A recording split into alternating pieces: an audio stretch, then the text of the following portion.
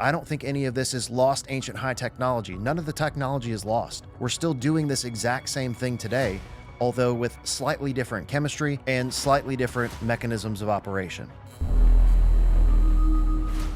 Below the Giza Plateau, there is a natural karst cave and tunnel system. So there's a reason there can't be huge underground cities below there, because there's caves filled with toxic hydrogen sulfide gas.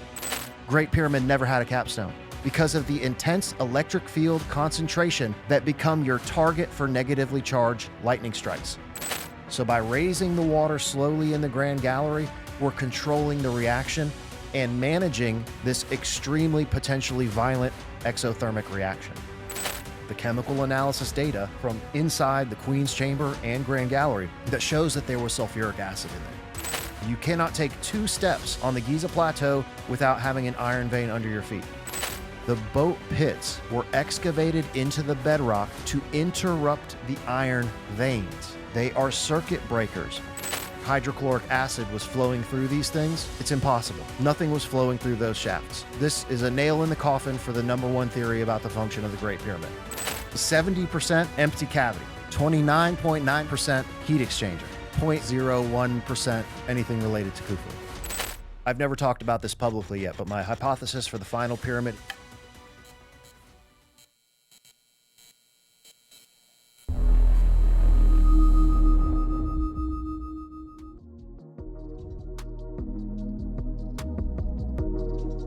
Yeah, we're gonna make this epic today. We'll make it legendary. So. Yeah, the conclusion, the grand finale, exactly. The Great Pyramid. Exactly. So where were we? Where did we leave off? Okay, so we had just wrapped with the bent pyramid. Quick overview so that we could really focus on this last section. And I wanted to start today. So we've been intimating, right, especially on your end and Ryan's end, that this could potentially be a reflection of extraterrestrial technology, not necessarily originating here on the planet. Mm-hmm. So are you familiar with the Kardashev Scale of advanced civilizations? Yes, I've heard of it. Yes, okay, like yes. type 1, type 2, type 3 civilization. Okay, so basically a type 1 civilization is a planetary society that is harnessing all of the natural resources of the planet inhabited for power and all of the applications that the civilization might need. From natural resource exploitation and utilization, power sources including geothermal, manipulating weather, etc. Right? So everything that we've been talking about in this conversation. So for example, stone circles, allocating lightning strikes for atmospheric fertilizers for crops. That's type 1 civilization activities. Building White Horse Hills, right? Cumulonimbus thunderstorm cloud generators to manipulate thunderstorms. That's type 1 civilization activities. Harnessing natural resources, extracting methane, etc. Those are type 1 civilization activities. Everything we've been talking about is indicative of a proto-type 1 civilization. So our current existence is estimated at being like a 0.73. We're not even a type 1 civilization yet. And it's going to take us another 300 years estimated to reach the total power output harnessed from the planet directly before we become a type 1 civilization. So this is how advanced this ancient civilization was, right? Possibly from a utilization and optimization of Earth's natural resources, perhaps more advanced than we are currently in terms of their understanding of Earth's natural resources, physics, energy supply, electrical currents, atmospheric electricity, etc. Right? Pretty staggering stuff for an ancient civilization. Now, I don't necessarily believe or advocate the idea that this is extraterrestrials, but I wanted to show you a research paper as a preface to my conversation on the function of the Great Pyramid that shows exactly why. So if we were traveling into outer space and inhabiting places like the moon or Mars, the first thing that we would want to build are structures or industrial apparatus for the in situ utilization of the extraterrestrial planet's natural resources to create all of the things that we've been talking about in today's episode, specifically regarding sulfur. So Matt, if you would pull this up real quick, and I want to show you this paper because this is a great preface to the function of the Great Pyramid and the exploitation of subterranean natural resources that are located directly below the Giza Plateau that provide the source of hydrogen sulfide that is the initial reactant in the Great Pyramid sulfuric acid manufacturing process. So bear with me for just a sec. I'm going to look at this and quote a few things here because this also touches on, how we mentioned ammonia is rocket fuel. It also talks about how we would build structures to exploit these type of natural resources for rocket fuel. So this paper is talking about us as human beings going to extraterrestrial locations, the moon, Mars, or any other inhabitable planet. So it's called the proposed silicate sulfuric acid process, mineral processing for in situ resource utilization, right? In situ means on site. This should be sounding very, very familiar to everything that we've been talking about in today's presentation in terms of this ancient technology for natural resource utilization that is located here on this planet. Okay, so volatile elements and compounds found in extraterrestrial environments are often the target of in situ resource utilization studies. Here, we focus on the exploitation of sulfur and how it can be utilized to produce building materials on the moon, Mars, and asteroids. They describe the physical and chemical pathways for extracting sulfur from sulfide minerals, manufacturing sulfuric acid in situ, which means creating a structure or a machine that can extract sulfur and make it on site on this extraterrestrial planet. Okay, so this is what we would do. And it's the exact same thing that an extraterrestrial civilization coming here would do. Because you don't necessarily come, if you're a type 1 or even type 2 civilization, you don't need to travel with all of the stuff. You go to the planet and you have the technology to utilize all of those resources on the planet to do everything that you need. So the first thing you do is you build stuff to do exactly what we've been talking about this entire time. So, and the proposed process to dissolve native silicate materials. The final part of the process, which we call the silicate sulfuric acid process, include iron metal, which we're going to be talking about the iron deposits on the Giza Plateau today, which is specifically related to this extraterrestrial chemical manufacturing process using sulfuric acid, silica, oxygen, and metal oxides, all which are crucial in the scope of a sustainable space-based economy. So as humans depart from Earth for longer durations, it's basically saying what I just said here. Instead of bringing all the stuff with you, you come equipped with the technology to utilize the in situ resources of an extraterrestrial planet to build and develop everything you need on site. It also talks about here, we mainly focus on critical volatile elements like oxygen and hydrogen. So we were talking about the serapium being for the conversion of water into oxygen and hydrogen.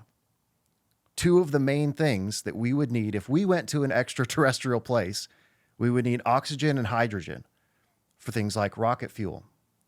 It also talks about here as how methane can be used as a propellant for rocket engines. Okay, so now we have the serapium for hydrogen and oxygen. We have the step pyramid extracting bedrock deposits of methane gas, all of which can be utilized as propellant for rocket engines. Again, this is saying what we would do, but this is the exact same thing that an advanced type 1 or type 2 civilization would do if they came here. They would build these type of structures, and they would utilize all of the natural resources here on the planet to get everything that they need and extract it from the planet. That's the definition of a type 1 advanced civilization on the Kardashev scale. So we were talking about Pyramid Coromanta, and one of the prefaces of a type 1 Kardashev civilization is utilizing geothermal activity. In Japan, everything is volcanic geothermal activity, like hot springs. all over Japan, they have these hot springs. My hypothesis for the Coromanta Pyramid that we were talking about, the excavation where they cracked open the lid of the container or the chamber system inside of the pyramid, they went down for lunch, and all of a sudden there's gas and flame shooting out of the top of the pyramid. These geothermal systems in Japan have deposits like sulfide. A lot of these are sulfide springs and sulfide minerals. So they cracked open the chamber, and there's this sulfide volcanic geothermal gas coming up out of the pyramid that was possibly used within a chemical manufacturing process inside of that structure. That's kind of my hypothesis, is it's either built on top of a deposit of methane, just like the Step Pyramid, or just like the Great Pyramid, as the archaeological team suggested in that excavation report, that it was built similarly to the Great Pyramid with this red granite chamber system inside of the pyramid. So it's either built on top of a methane supply or a sulfide supply that is based in geothermal energy. Again, this is all type 1 civilization activities. So the last point here. So now in this paper, they're talking about manufacturing sulfuric acid, which is the main function for the Great Pyramid of Giza. And then that sulfuric acid is converted into hydrochloric acid inside the central pyramid.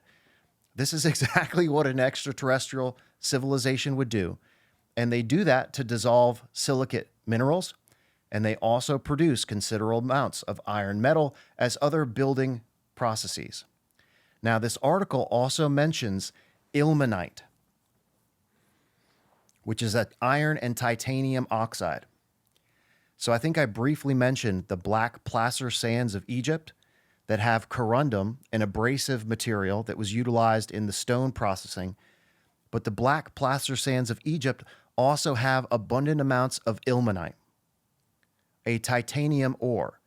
And with these acidic compounds, sulfuric acid, hydrochloric acid, and nitric acid, which I suggested was an alternative hypothesis for the function of the bent pyramid, you use these acidic compounds for mining and processing of metal ores to extract things like iron and titanium. So, again, I just wanted to entertain that conversation. Cool. Because you had suggested that all of this is very reminiscent of alien technology. Yeah. So what are your thoughts? I mean, do you think that so there's two possibilities, I guess, then, right? Yeah. One is that this could have been close to a type 1 civilization or better, and the other is that we're talking about what we said, I think, when we recorded on Friday, was that this is a civilization that came out of the Amazon potentially. We could be talking about this in pre-dynastic time period that some of this stuff was being built, like the pyramids. So what are your thoughts on what's the reality? So personally, I think that this is human Earth technology that was implemented in the time period following the end of the last ice age, where they were utilizing knowledge that they had from pre-Ice Age civilization. We talked about possibly Atlantis, quote unquote, single point of origin, or everyone on the planet was sharing the knowledge of how to do these things to rebuild civilization after the cataclysm that ended the last Ice Age, which culminated in the construction of the Egyptian pyramids in Egypt during the Saharan humid period. So that's when they were operational, from 8500 BC to around 5300 BC. However, when I cut my teeth in researching this alternative ancient history, dude, I was into the Anunnaki stuff. I think that's one of the points of entry into the whole conversation for basically everyone. They hear the story, and the story is that the Anunnaki came here to mine gold. And they built structures for these metallurgical applications for mining and processing gold ore. And as we'll see in just a moment, there's gold ore deposits on the Giza Plateau and all over Africa. And the Giza Plateau was a metal ore processing complex that utilized these acidic compounds to extract various metals. So there's definitely, again, it's not my personal opinion, but as a former recovering Anunnaki addict, right? Because I used to believe that. Now, the more I've researched and the more I've traveled, for example, Avebury. Do you think that Avebury is a reflection of ancient alien technology?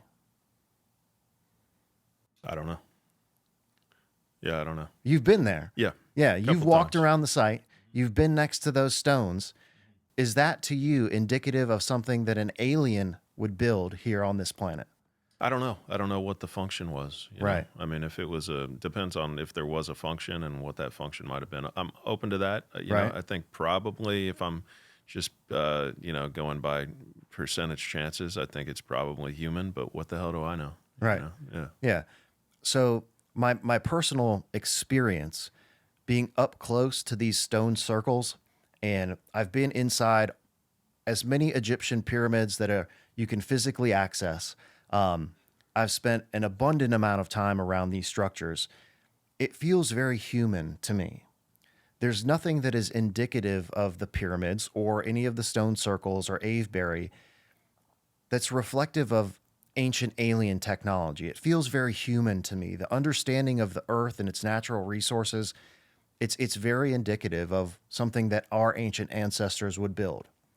For example, if it was an ancient alien civilization, why wouldn't they just extract all of the metal and then build it out of metal? Okay. Like, why wouldn't we have very alien looking structures? A tetrahedron, a pyramid, for example, is a very geometrically compatible thing with the knowledge of geometry at the time. And from a construction standpoint, the pyramid shape itself is the best way to build one of these structures. So, for example, when it comes to the construction of any pyramid, the biggest stones go on the bottom, and then every tier, the stones get progressively smaller and smaller. We're talking about the core body of the pyramid itself. With the exception of the king's chamber inside the Great Pyramid, where large stones were lifted into the core of the structure, we're talking about the core and the exterior of the pyramid. The stones get smaller and smaller as you get to the top of the pyramid. So you aren't lifting huge, massive base stones 400 feet up into the air. You're lifting the smallest stones to the top of the pyramid. It makes a lot of sense.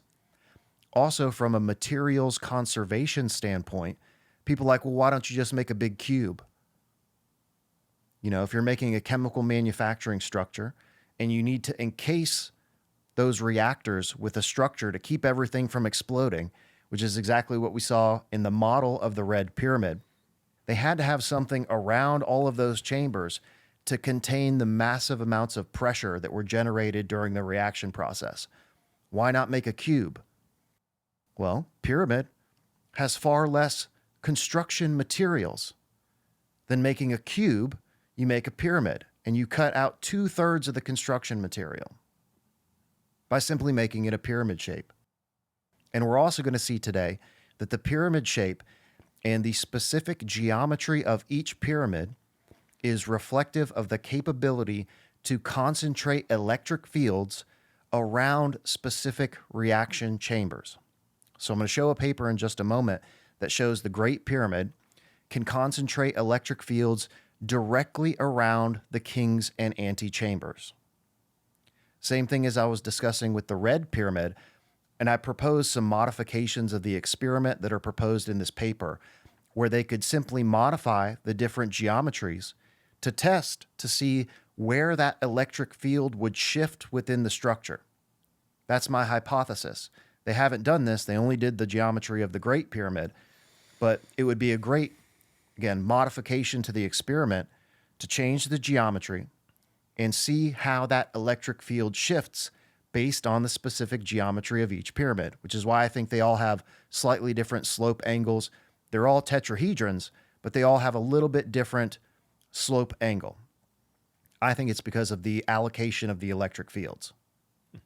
Those electric fields also directly related to all of the mechanisms of operation that I propose for the Red Pyramid, where electric fields, in the presence of the catalyst material that we've discovered in the chemical analysis, those electric fields and the catalysts drive the chemical reactions in each stage of the reaction, enabling much lower temperatures. So the whole thing is a synergy of this natural resource and construction material technology. Again, it's really type 1 civilization activities. And in some ways, more advanced than what we do today. Right. Which definitely argues for extraterrestrial. Sure, right? yeah. That's why I wanted to entertain that. And I don't talk about this a lot publicly because I don't, my work really focuses on the function of the structures, the mechanisms of operation that drive it. What is the power source? What is the output?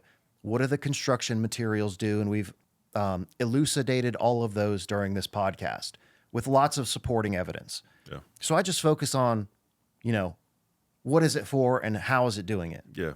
I don't talk about the who or the why.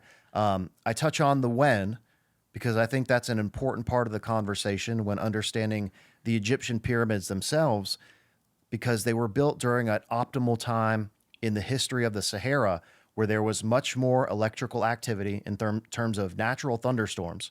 We know that there were sweeping thunderstorms and monsoon rains. Basically, we had one of those last night where we got to watch a spectacular lightning storm over the beach last night. And I love seeing these things. Again, the new merch I'm wearing here, lightning chemistry, right? The Japanese kanji, this is Inazuma Kagaku, lightning chemistry. And the Japanese kanji for lightning, it's two different kanji that mean the spouse of rice. So lightning is the spouse of rice. Again, that connection between lightning and agriculture. Even in the kanji and the symbolism that we found all over Japan, the Shimenawa and the Shide, which is exactly the purpose of the Red Pyramid, which is capturing lightning in a bottle to create ammonia fertilizers. Okay.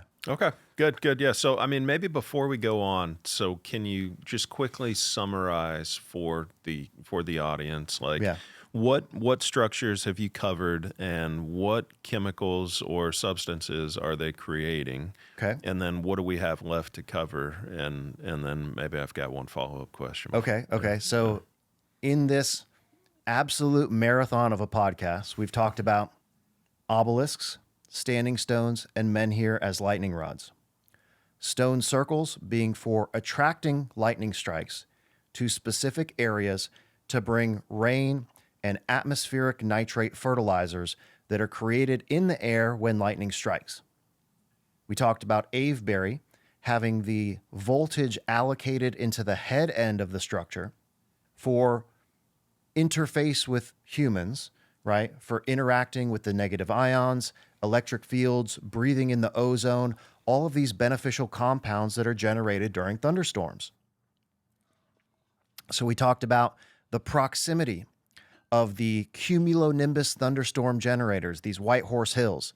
And I've shown a mathematical connection of 5,300 meters distance from the thunderstorm generators to the central voltage receiver at Avebury, the Karnak and Luxor temple system in Egypt, and also to Teotihuacan, which we touched on as well, being a structure that was designed for the mercurial, using liquid mercury, which they discovered under the Quetzalcoatl Temple, using mercury for the extraction of gold and silver ores. Again, very Anunnaki business here, talking about extracting gold and processing gold. And again, I think I touched on the fact that I do think that these were built by the indigenous civilizations in each continent because they all have a very different aesthetic. Like the Mesoamerican pyramids have a very Mesoamerican aesthetic. The Egyptian pyramids have a very Egyptian aesthetic. The stuff in Japan looks like Japanese stuff, and the Neolithic stuff across the UK is reflective of the Neolithic civilization in the UK that was building them. Same system of knowledge, all the same mechanisms of operation, but just indicative of the, again, aesthetic and the particular design of the people who actually built them in those respective continents. Okay, so we also talked about Pyramid Coromanta. I just mentioned how it might be harnessing geothermal sulfide energy for chemical reactions, which was also a lightning attractor to power the Oyu stone circles. I touched a little bit on the Hypogeum and the Osirion. I don't know if we got into depth on that, but I have proposed a hypothesis for both the Hypogeum and the Osirion as functions for initiation, ancient death and resurrection rituals that utilized ultrasound. I talked about the Serapeum for the production of hydrogen and oxygen coming from water. And then we talked about the Step Pyramid Complex being for the extraction of bedrock methane. We talked about how that methane was converted into an aqueous ammonia solution inside the Red Pyramid. That aqueous ammonia solution was then transformed within the Bent Pyramid into a solid compound fertilizer, either ammonium bicarbonate or urea. I tend to lead toward urea because it does have the capability for higher temperatures and pressures, using that carbon dioxide byproduct and the aqueous ammonia solution within the Bent Pyramid. Now, today we have the function of the Great Pyramid, which I'm going to go pretty far in depth on the function of the Great Pyramid. I'm going to touch very briefly on the function of the Central Pyramid, which utilizes the product of the Great Pyramid to make another chemical transformation. Everything works in sequence, and all of the structures are connected, which is why I think it's a deficiency in hypotheses that focus only on the Great Pyramid, because they ignore everything else when it's a network. It's an integrated system where everything works in conjunction with what was produced before is transformed in the next stage of the chemical manufacturing sequence. Then we're going to talk about the iron veins on the Giza Plateau, the function of the boat pits, which is a very recent discovery.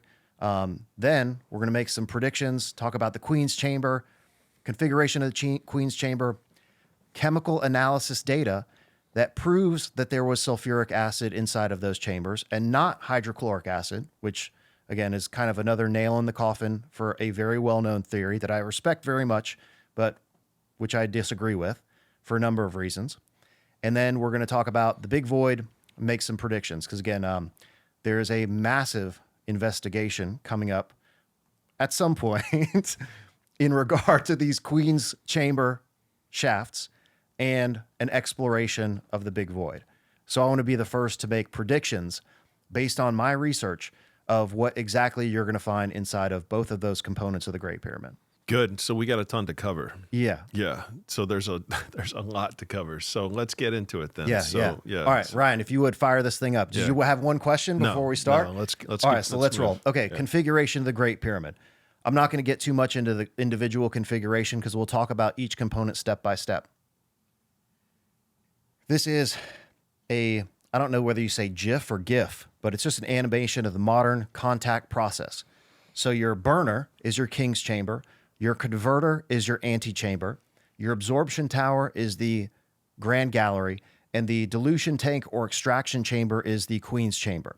And this is just a vague comparison, right, between the configuration of the chambers of the Great Pyramid and the configuration of the modern contact process.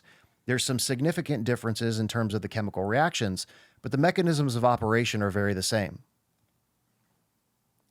Okay, next. So let me cover this real quick.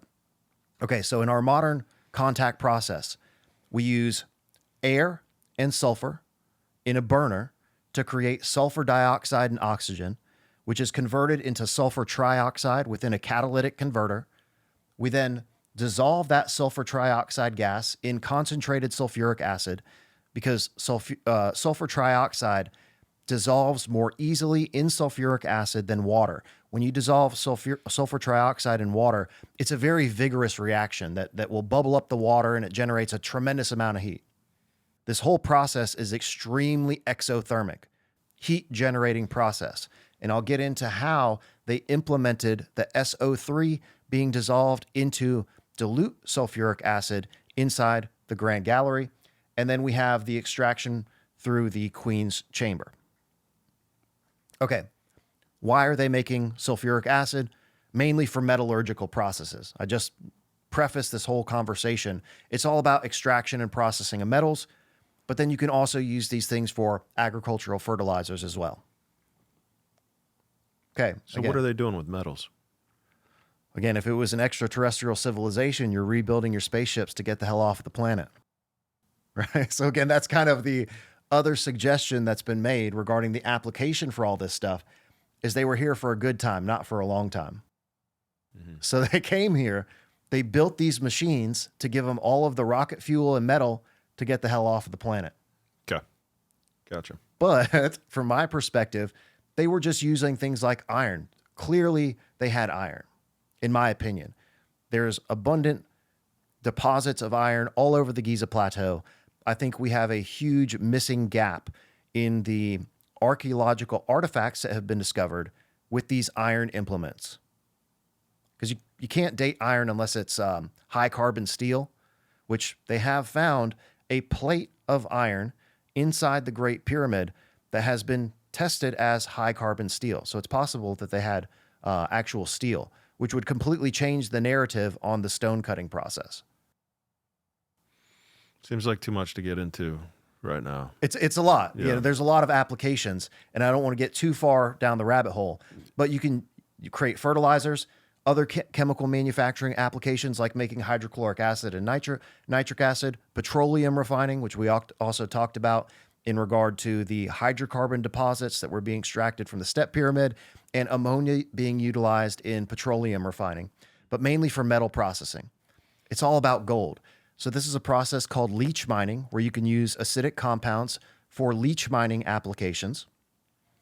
Now, this goes into what is really below the Giza Plateau, and the source of the hydrogen sulfide gas that was converted into sulfur dioxide and introduced into the Great Pyramid for this chemical manufacturing process.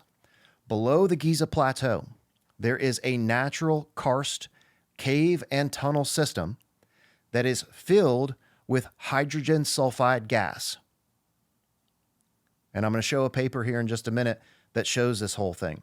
So the next couple slides are just showing that the ancient Egyptians absolutely know about sulfur.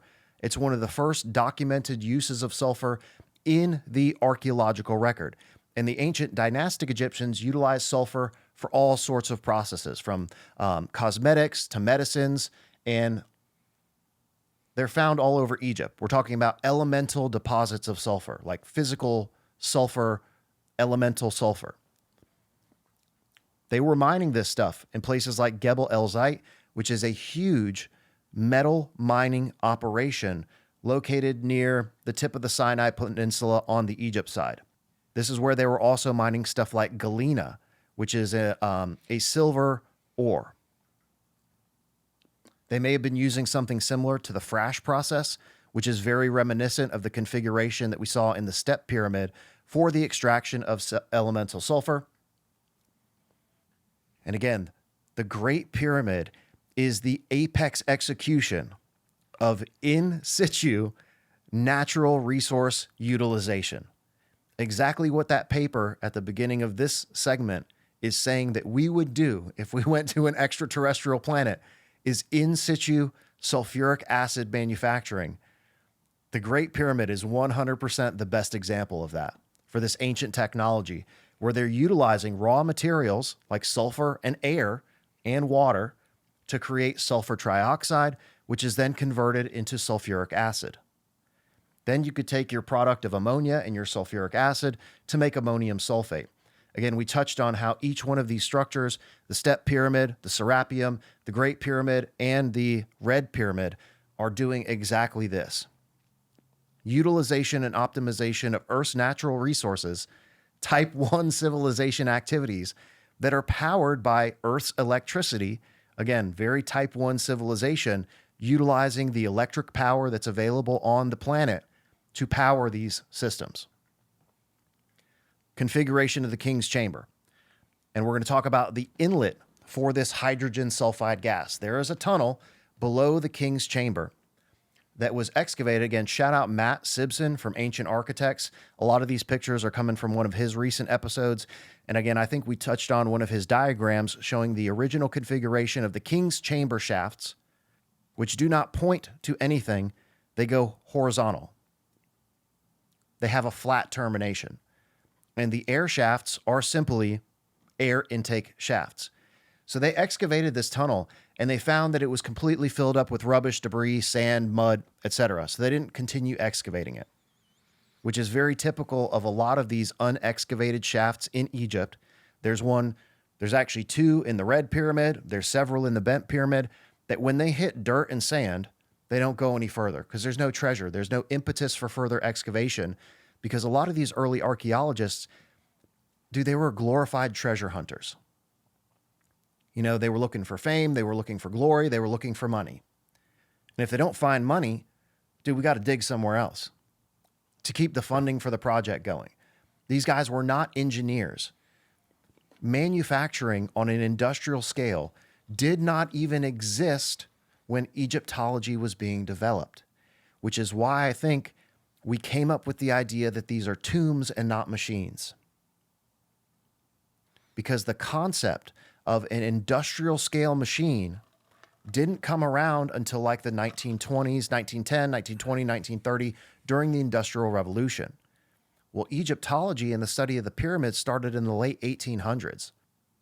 So these guys who were not engineers, who had never seen industrial machines, could not even conceive of these things as being anything other than tombs because we didn't have industrial machines. Only now, today, with our knowledge of industrial engineering, can we look at these and reverse engineer it back to it being a functional structure and not just a burial. So that's where I think the genesis of the narrative of the pharaonic burial hypothesis comes from, is because they didn't understand what machines were, industrial machines. They didn't even exist. So they did the next best thing. We found a bunch of bodies around here, and there are burials that they found in some of the Egyptian pyramids. For example, in the Step Pyramid, they found various remains inside the Step Pyramid, inside the Pyramid of Unis, and inside the final Pyramid of Giza. Again, it's a false narrative that no burials have ever been found inside of an Egyptian pyramid. That's not true. However, the burials that they have found, for example, inside the Step Pyramid, they found the remains of a woman, which was eventually carbon dated to 500 years before the reign of Pharaoh Djoser. And they found a mummified foot, which eventually carbon dated to the Ptolemaic era. So they found a body of a woman buried in the Step Pyramid that was supposedly built by the Pharaoh Djoser, but the body of the woman is 500 years older than the Step Pyramid. Then they found the mummified foot, supposed to be the foot of Djoser, later carbon dated to the Ptolemaic, the Greek period, much, much later in history. And that's where they find all of these vases. So clearly the Step Pyramid was a repository for ancient artifacts. That's where they found all the vases buried, some underneath the Step Pyramid, a lot of them in Saqqara. The Step Pyramid was repurposed during the dynastic era. And so were all of the Egyptian pyramids. Okay, so again, we talked about the extraction shaft of the Red Pyramid being the impetus for the excavation and the removal of the floor.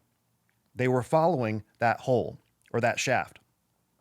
Exact same thing happened in the Great Pyramid, where they excavated, someone did before the modern, because this hole was discovered when they went in. During the original archaeological excavations, the hole was already there. So they went in and further excavated and just found it filled with mud and debris. And they said, all right, there's nothing down there. The hole was already there by the time the modern archaeological investigation happened. You had a question? When you say that the King's Chamber was the burner, yeah, and what does that mean? How did it work? Yeah, so we're going to get into why it's not necessarily a furnace. That's the modern term for it. But I'll tell you exactly how the sulfur furnace of the Great Pyramid worked. Okay. It's all about electric fields and ultrasound. Okay. We'll get into that. Yeah, where instead of burning the gas, we are converting it using ultrasound and electric fields into sulfur trioxide.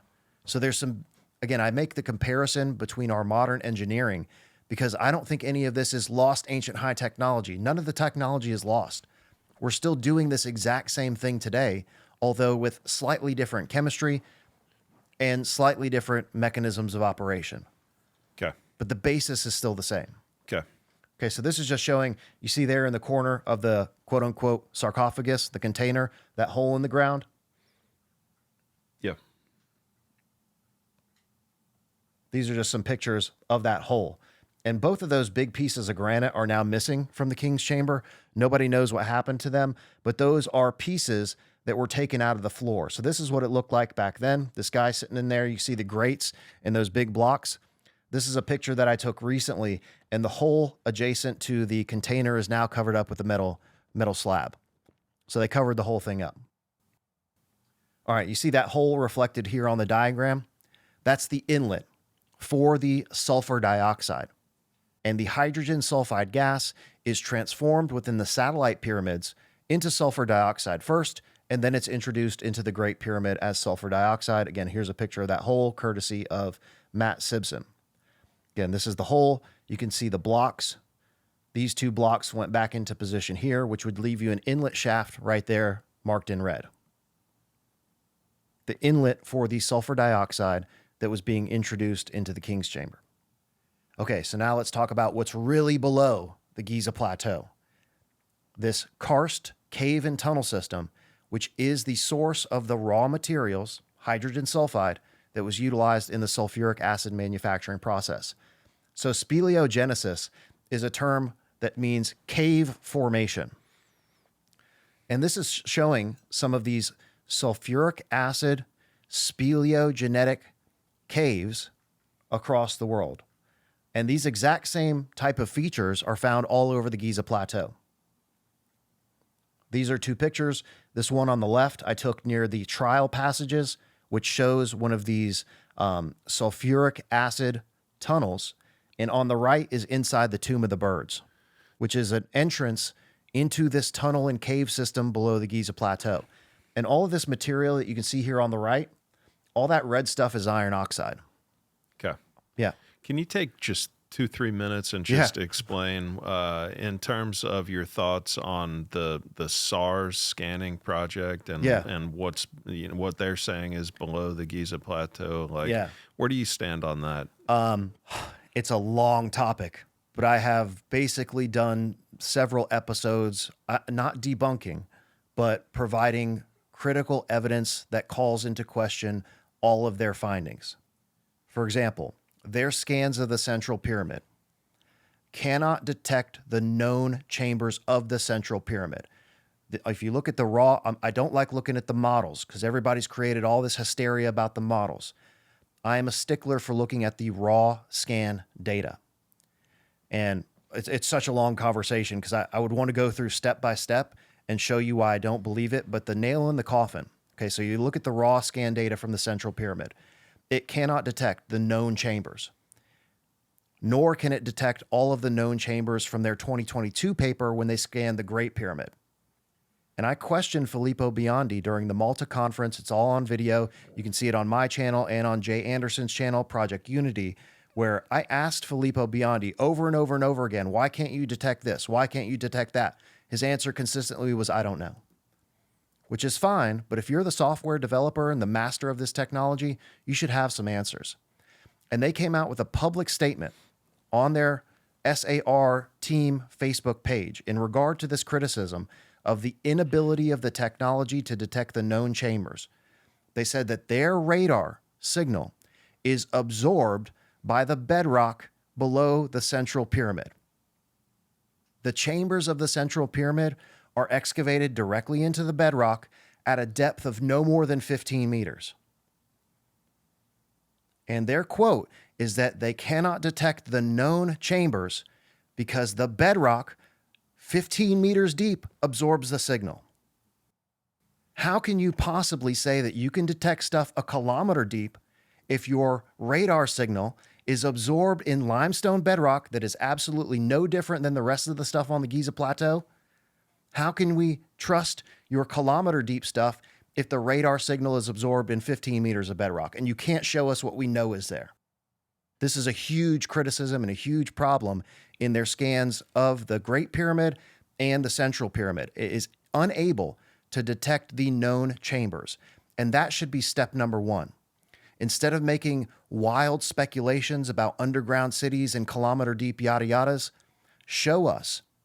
And again, they did this with some modern structures, but I have arguments about all of their scans of modern structures as well. There's big issues with this technology.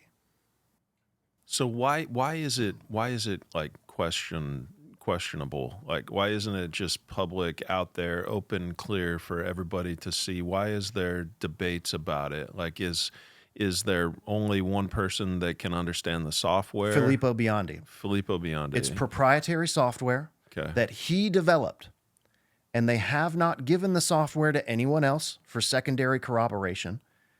And you've noticed that the academic circle thinks it's nonsense. It has not gotten picked up at all in real, legitimate academia. This is a big red flag.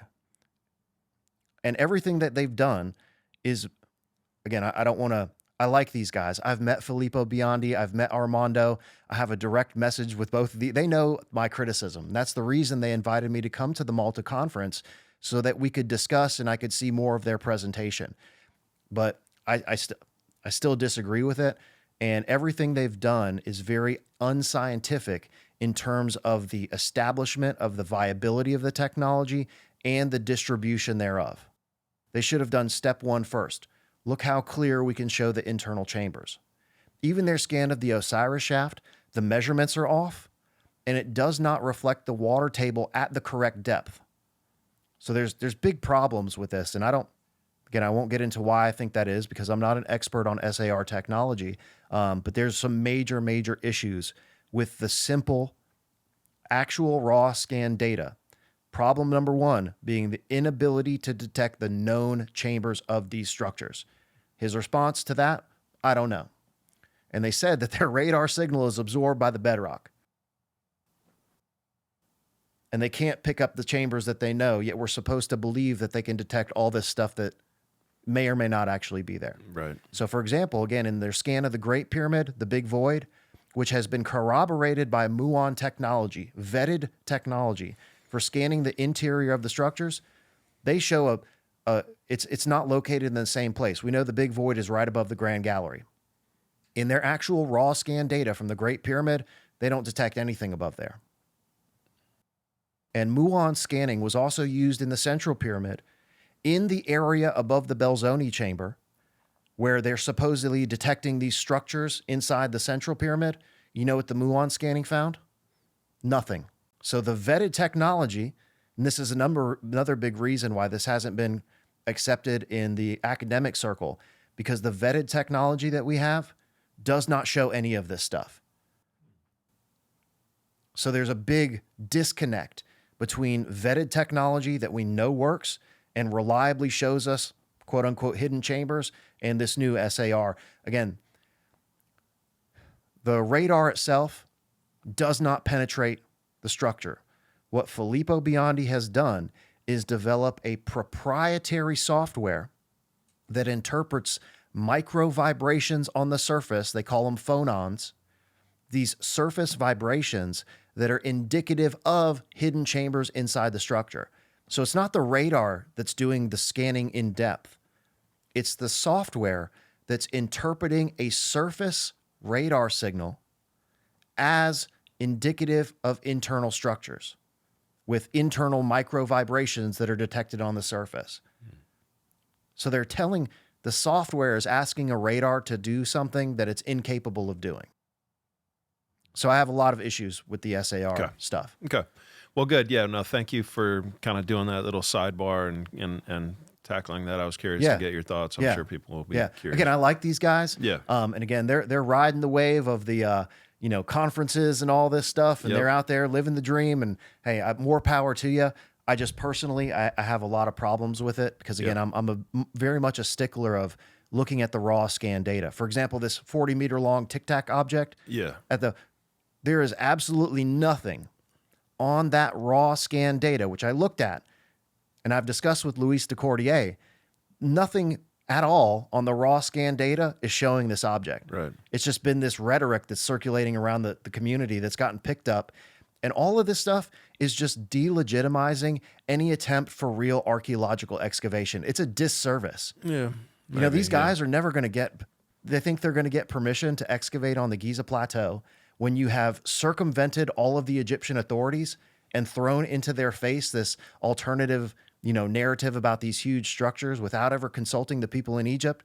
You think they're going to give you a permit for excavation?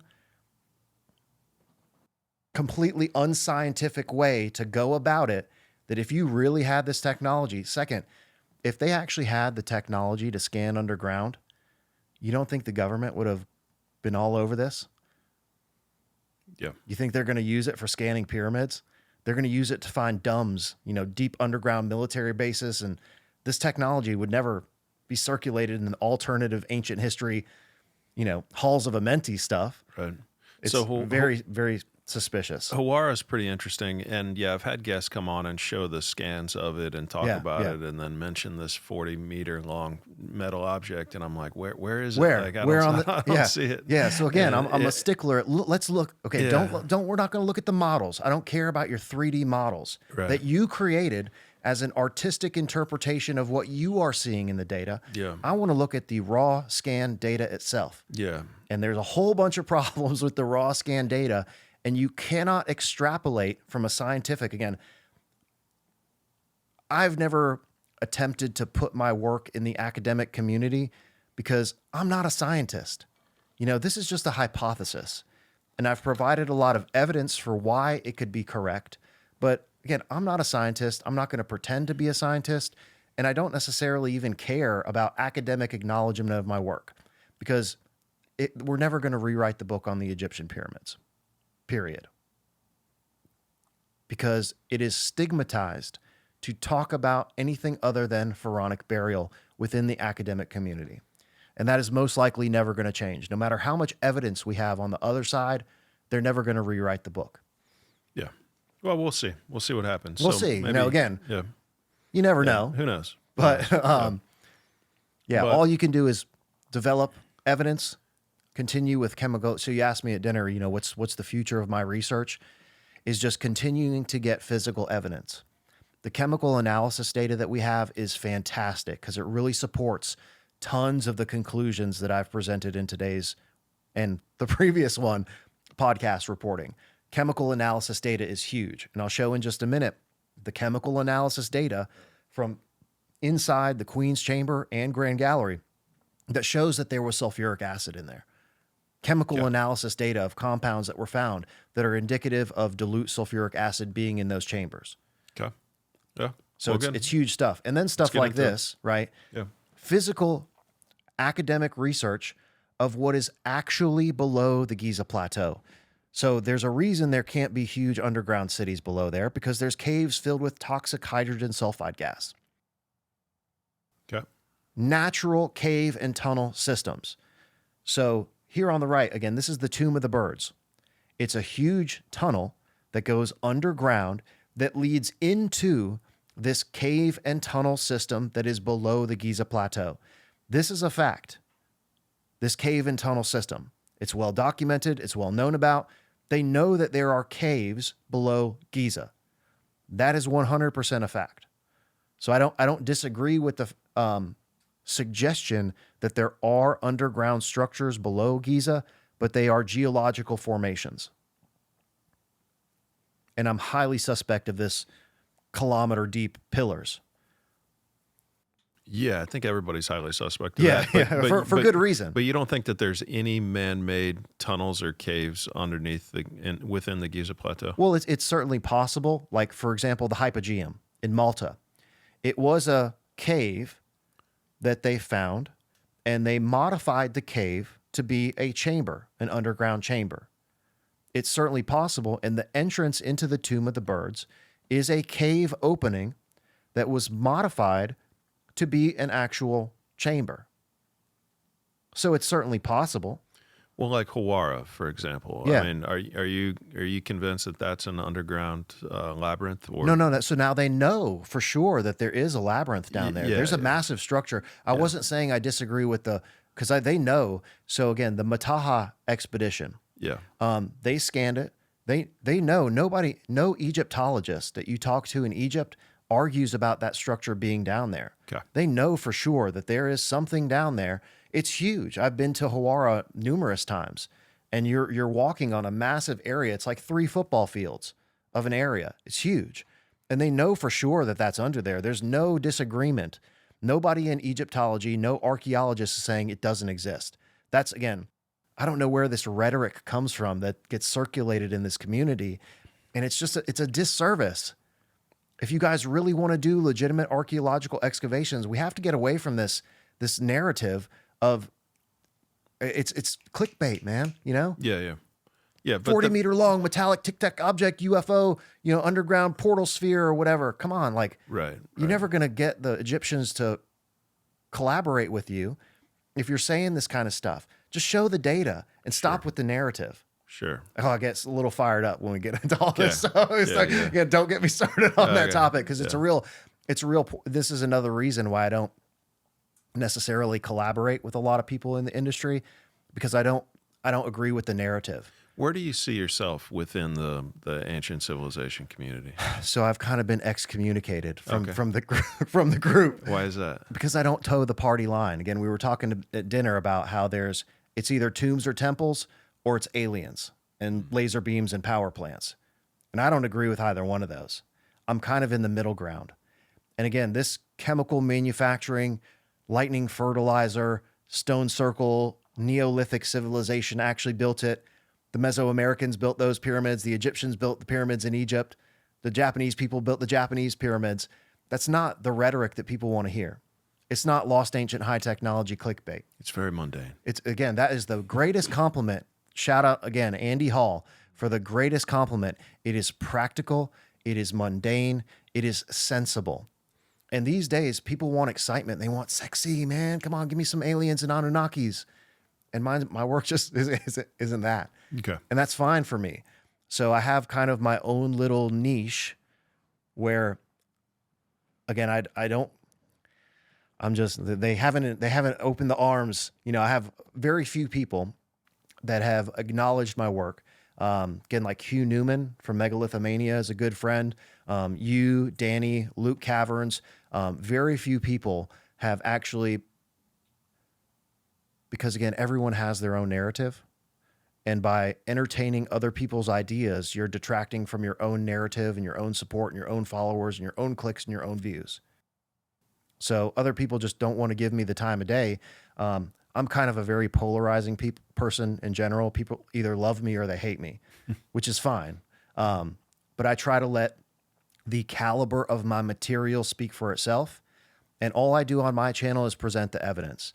If people don't like it, it doesn't bother me at all. If the community doesn't accept my work, I don't need their approval, because I believe in this, and the evidence, again, stands on its own and speaks for itself. Good. So I don't have a good answer for that, why I haven't been picked up from, conferences and this, that, and the other. You're just kind of doing your own thing. Yeah, and I'm totally okay with that. Yeah. I have my lovely wife, Alexa.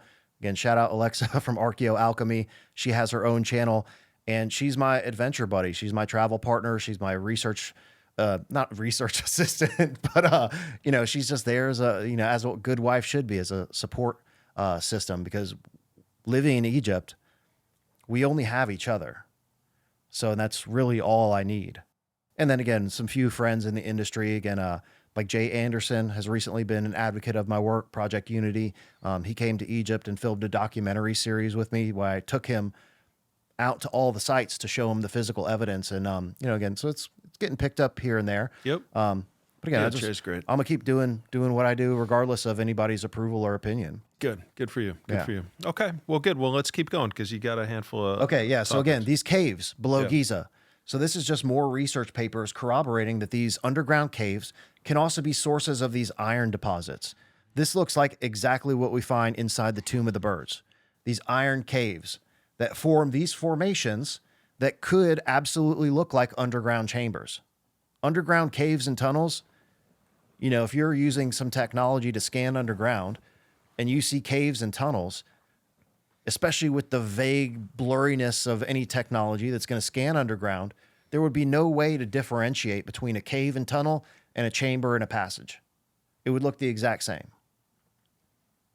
Okay, probably the most important paper that I've presented today. A geological paper talking about the source of this hydrogen sulfide gas and this karst cave and tunnel system below Giza. This is a well-documented geological fact that there are caves and tunnels below Giza. There are deposits of metal oxides, iron, et cetera, et cetera. I'll get into the chemical analysis. And the hydrogen sulfide gas coming from these caves. So it literally says, a model comprised of the following stages can be used to explain the presence of these features. The ascent of hydrogen sulfide gas associated with hydrocarbon seepages coming from below the Giza Plateau. So we talked about hydrocarbons, methane. In Saqqara, this paper corroborates the hypothesis that there are hydrocarbon gas seepages below these pyramids, the source of the methane gas that they were extracting in the step pyramid. Specifically on the Giza Plateau, it talks about the ascent, the rising hydrogen sulfide gas that is coming from these caves. So a karst is basically a cave that's created by dissolving bedrock. And these karsts are all over the Giza Plateau. Again, this is just a quote here from the paper corroborating these hydrocarbon gas seepages. So here we have a geological paper, an academically peer-reviewed paper corroborating my statement about the presence of these hydrocarbon deposits below the pyramids. Also shown here from the European Space Agency, all the little dots represent the concentration of methane and hydrocarbons. And you can see there's huge concentrations surrounding the Nile River in Egypt. Okay, so again, this is talking about the origin of this hydrogen sulfide gas, where it's coming from. It's the natural bacterial origin from oxidizing groundwater from concentrated sulfuric acid. Okay, so this part leads into a discussion on the pyramids themselves replicating natural geological processes. So for example, methane coming up out of the ground below the step pyramid. Hey, well, why don't we build a machine that can bring that methane out of the ground? Again, kind of replicating these forces of Earth. Same thing here. They found that there was sulfuric acid erosion in this hydrogen sulfide gas. Well, why don't we design a machine that can extract this hydrogen sulfide and make it into sulfuric acid for metallurgy and mining applications? Again, really type 1. This is exactly what that paper said we would do if we went to the moon or Mars or an asteroid. We would build a giant machine to harvest sulfur and make sulfuric acid for the exact same reasons that I'm proposing the Great Pyramid was designed for. So they took chemical analysis all over the Giza Plateau. They found all of the same metals and minerals that are found in the chemical analysis data that the ACIDA project, my team members at the ACIDA project, shout out ACIDA team. So here we have iron, tin, nickel, lead. These ones have zinc, there's titanium, all sorts of rare earth metals like lanthanum, cerium, neodymium, like neodymium magnets. They found neodymium, rare earth metals, in these deposits on the Giza Plateau. So it has all of the rare earth elements that we're currently using for super advanced technology is in these iron deposits on the Giza Plateau that we see here adjacent to the central pyramid. I'm standing in a huge deposit of these iron. Here I'm in one of these karst features. This is actually one of the quote unquote boat pits adjacent to the central pyramid that have these huge iron veins running through them. And an important note to preface the function of the boat pits is that the boat pits cut into these iron veins and they interrupt the vein. This will be important here in just a minute. This is what's really below the Giza Plateau. A tunnel and cave system, and these iron veins are part of the hydrothermal seafloor, the ancient Tethys seafloor that were deposited when the bedrock of the Giza Plateau was being formed. So these hydrothermal vents push up all of these metal oxide materials and they get deposited across the Giza Plateau at the bottom of the Tethys Sea hundreds of millions of years ago.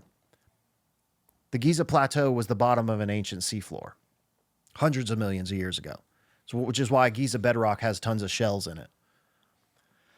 All right, so Again, the conclusion of the paper is that, long story short, there's hydrogen sulfide and caves and tunnels, as you can see here in this diagram that they created, showing this cave and tunnel system, which also has vertical features. You see those vertical features and horizontal features? So talking about the SARS stuff, they don't know anything about this. They're saying it can't be of geological origin. Well, if you don't know about stuff like this, how can you say it's not geological? If you don't know anything about the iron veins or the iron deposits, how can you say that what you're detecting on your scans isn't geological? Hydrothermal vents are kilometer-deep vertical shafts. So it may be 100% natural Again, I don't necessarily believe they're finding these things, but this is showing huge vertical formations deep below the Giza Plateau. And hydrothermal vents do go down kilometers deep into the bedrock. So from my perspective, it would make a lot of sense that the Giza pyramids are actually sitting on top of those ancient hydrothermal vents that are the source of these metal deposits. Same thing as Coromanta Pyramid sitting on top of a geothermal source. Okay, so this is basically what it looks like. Again, you have this sulfidic groundwater, and the hydrogen sulfide gas is coming up from this cave system that contains sulfidic groundwater, the source of the hydrogen sulfide gas, the initial reactant. Same thing that we found in Saqqara with the hydrocarbon seepages. Okay, so this is a patent method for preparing sulfuric acid by using hydrogen sulfide that goes through the exact process that I'm about to describe, converting hydrogen sulfide into sulfur dioxide being converted into SO3, and then that SO3 being dissolved into water to create sulfuric acid. Method also involves a heat exchanger. So we'll talk about the big void here in just a minute and its possible function as a heat exchanger to remove some of the thermal energy from the system. I'll go back to that slide in just a minute. I saw that got your attention, but yeah, I'll go back to that in just a sec. All right, so let's get into the function of the King's Chamber. Okay, so we have the inlet shaft, and I've put in red there the 3 red granite slabs that originally sealed the antechamber. This is water filling the grand gallery. We'll get into how that happens in just a second. And the sulfur dioxide gas is introduced into the King's Chamber,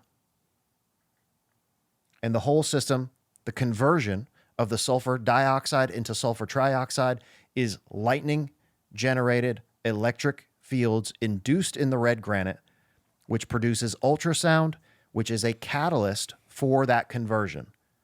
It's called sonochemistry, sound chemistry, where you're using ultrasound to drive chemical reactions. The pyramid itself would need to be struck by lightning? Correct. The Great Pyramid was being struck by lightning. Okay. And I'll show evidence of why, again, the fulgurites on the Giza Plateau, the fossilized lightning that we have found adjacent to the Great Pyramid, is evidence that there was high voltage electric current flowing through those iron veins, and those iron veins start in the core of the pyramid. I've mapped them, and I'll show you the map here in just a minute of the iron veins that start. The whole system of the iron veins emanates from the bedrock core of the Great Pyramid and the Central Pyramid. Again, this is kind of substantiating the idea that the pyramids are built on top of these hydrothermal formations that were the source of these metal deposits across the Giza Plateau. All right, subterranean chamber. External reservoir. We talked about how all the pyramids have an external reservoir. Same mechanisms of operation that go into Pyramid 1 also have to apply to Pyramid 2, 3, 4, 5, and 6.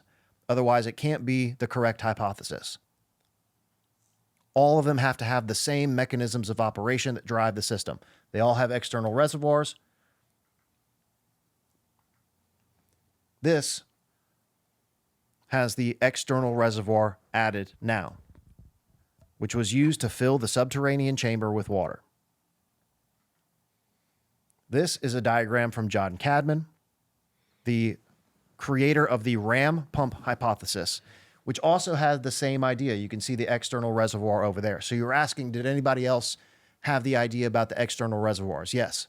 John Cadman has the same idea about the external reservoir or the enclosure surrounding the pyramids being filled with water, and he shows the same fill process that I do. My disagreement with his hypothesis, you see the outlet line? and the check valve, he's proposing that the water is being pumped out through that output line, through a one-way check valve. This also introduces the idea of one-way check valves, which I agree with. I went down into the subterranean chamber, and I went down in that output line. It is 100% a dead end in the bedrock. A complete bedrock dead end. The water cannot go out in that direction. The only place that the water can go is up through the well shaft. And that's the function of the well shaft. A well is a water supply. So the nomenclature of air shafts is telling you they are air intake shafts.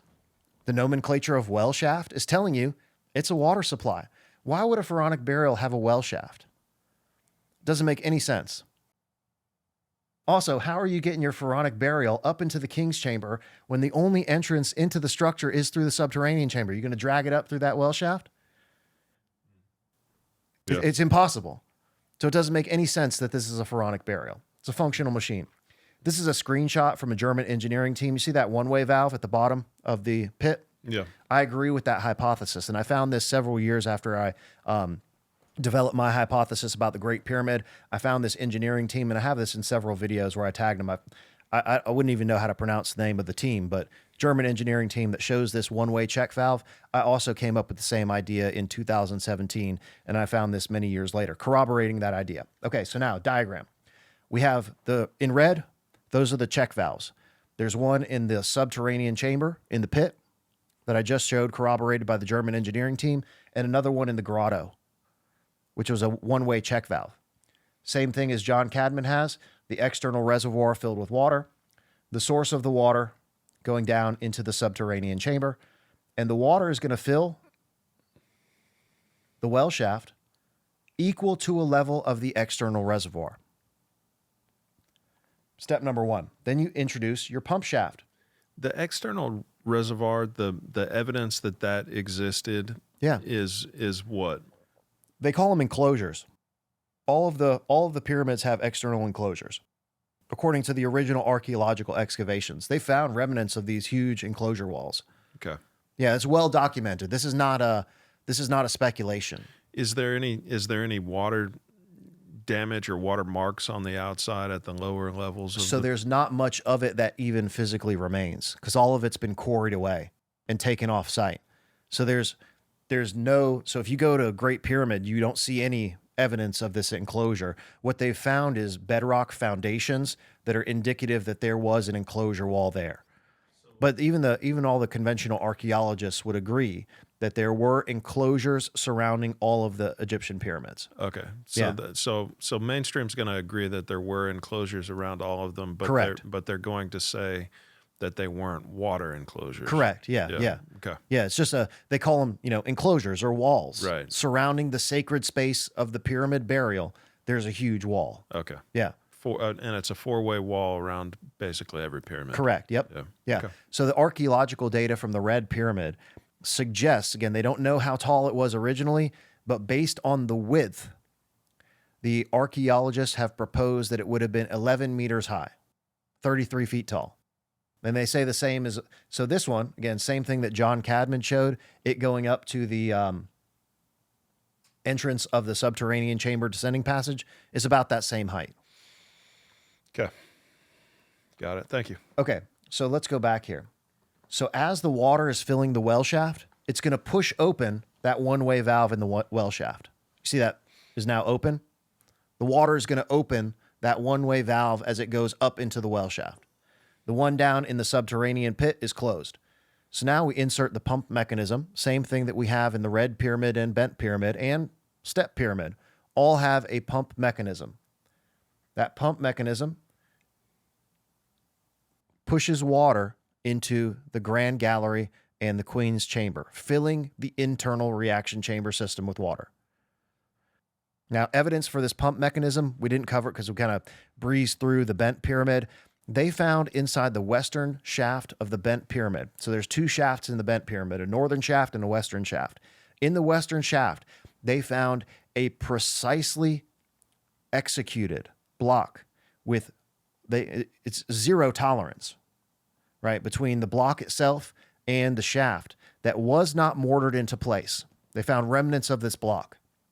In Abu Sir, there's a structure in the mastaba of Patashepsis, this dual layer container. The outside is red granite, the inside's limestone.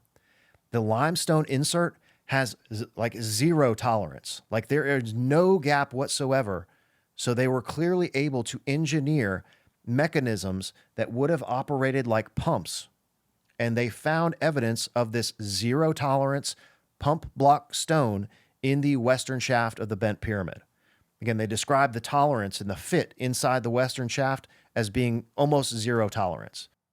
A remarkable engineering, which we find in all of the containers and the vases, all displayed the same capability to produce mechanisms like this. So the pump is just going to push water up into the system to prime it. Once you've primed the system, you can then pull back on that thing and it's going to act like a syringe. You now see the grotto valve is closed and the lower one in the subterranean chamber is open, which would technically allow you to pull water from below the structure. And it runs again. You pull it up and you run it. And my calculations, and I'm going to just run the animation here so you can see the whole thing in operation. Okay, that's the fill process. To fill the grand gallery up to the step. They call it the big step or the great step. In the grand gallery, there's a huge block right there at the top before you go into the antechamber. Again, there's communication encoded in the Egyptian pyramids. That step is telling you the fill level. Okay, calculations show that it would take 4 activations of the subterranean descending shaft pump to fill the grand gallery. 4. There's a very specific reason why it's 4. Because you want a very slow, gradual increase of that water when it's in contact with the sulfur dioxide and sulfur trioxide. Because you don't want the sulfur trioxide to dissolve in water. You want it to dissolve in dilute sulfuric acid. It makes the process a lot more manageable. So it starts slow. And I'll get to that here in just a second. And the chemistry is complicated inside the Great Pyramid. So we're going to get in depth into that today. We're going to go in the weeds a little bit, but it's important to understand exactly what's happening inside the Great Pyramid. Okay, so now we have the system filled with water up to this level. So now we're going to talk about why the Grand Gallery is slanted. If you put the Grand Gallery vertically, it would not connect into the King's Chamber, nor would it really fit inside the pyramid itself. If you put it horizontal, you would not be able to drain enough water out of there to be able to pull air in through the King's Chamber air shafts. So this slanted configuration allows for water to drain at the correct angle to allow enough air to be pulled in through the King's Chamber air shafts. That's why it's diagonal like that. It has to connect all the components. If it was horizontal like this, there would be no drainage of water. It would just go down a little bit and it would drain. Having it diagonal allows for a very controlled descent of the water draining process, which is going to suck air in through the air shafts.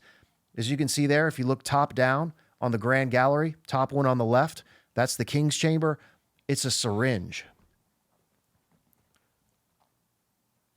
And filling it is the first mechanism in activating that syringe to pull air through the air shafts into the King's Chamber. And how does that water, or rather, how does the air and the reactant gases get into the Grand Gallery? Because we know that the antechamber was sealed with 3 huge granite blocks. So how does it get through those granite blocks? In the antechamber, again, configuration of the King's Chamber shafts. They don't point at anything. They're air intake shafts. These 4 grooves on the southern wall of the antechamber allow the gases that are inside of the King's Chamber to be pulled into the antechamber and through the antechamber. If these things weren't here, that granite block would completely seal the king's chamber. No air could move through there. They have pipes that allow those gases and the air to be pulled in through the air shafts and sucked through the antechamber as the water is being lowered in the grand gallery. Lowering that water in the system is like drawing back on a syringe that's going to pull air in through the air shafts and through the antechamber, through those grooves. Okay, so again, that pulls the sulfur dioxide that we introduced into the king's chamber into the acoustic catalyst antechamber. That is what converts the sulfur dioxide and oxygen from the air into sulfur trioxide. This ultrasound acoustic catalyst that is activated by electric fields from lightning strikes on the Great Pyramid. Sounds pretty wild, but I'll show you here in just a second that we have direct evidence that the Great Pyramid is designed to do exactly that. Yeah, it's very mundane. Yeah, right. Yeah. So again, talking about type 1 civilization, bro, this is 100% type 1, beyond what we're doing today. The ability of the great, again, this is why I call it the apex pinnacle execution of the technology here on the Giza Plateau. This whole system is utilization and optimization of Earth's natural resources from telluric currents, lightning, and subterranean gas deposits beyond what we're doing today. We don't make chemicals like this anymore.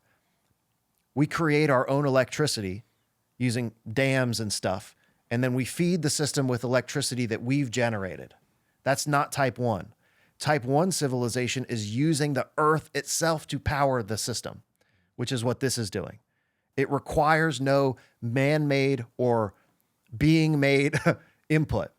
It runs on Earth power. That is the secret of all of the technology across the planet. It uses Earth's electricity, telluric currents to charge, lightning to activate and discharge as the power source, as we established at the beginning of the podcast. This is the culmination of everything in the Great Pyramid. Same mechanisms of operation that apply to even stone circles. Generating charge, right, within the structure.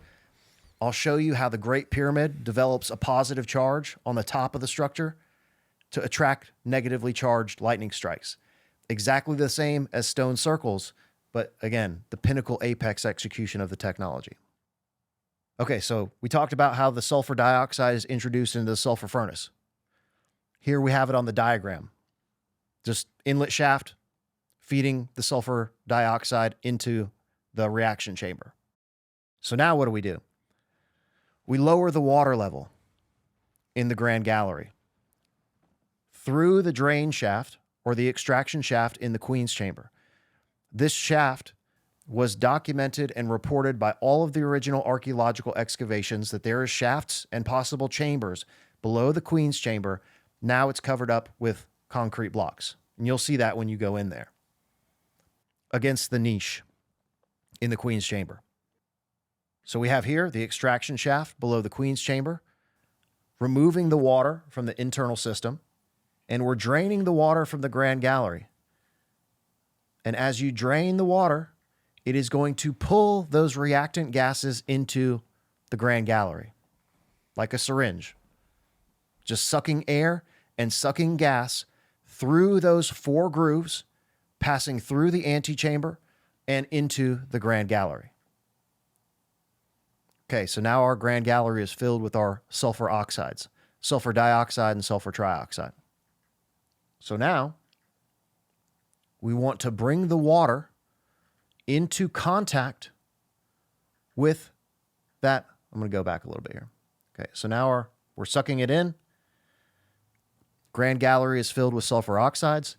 So now we pull back, drawing water into our pump. Activate the pump. It's going to force water into the grand gallery. Sulfur dioxide and sulfur trioxide are highly soluble in water. Same thing as ammonia gas. which is why water is the primary mechanism of operation used in all of the Egyptian pyramids to dissolve these gases. The gas is going to dissolve immediately into the water. This applies to the Red Pyramid, making aqueous ammonia. It applies to the Great Pyramid for making a dilute sulfuric acid solution, and it applies to the Central Pyramid, hydrogen chloride gas being highly soluble in water. All of the same mechanisms of operation and chemistry apply to all of the Egyptian pyramids. Using water as a mechanism of operation with the pumps to drive the system, and then using water as a reactant to create your product. It applies to all of the structures across the board. Step pyramid, red pyramid, serapeum, no matter what system you look at, it's all related to water.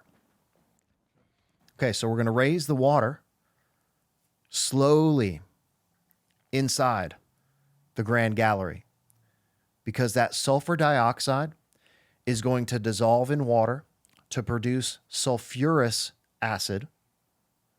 The sulfur trioxide is going to dissolve in the sulfurous acid to create dilute sulfuric acid, which will facilitate the dissolution of the remaining sulfur trioxide into sulfuric acid, dilute sulfuric acid.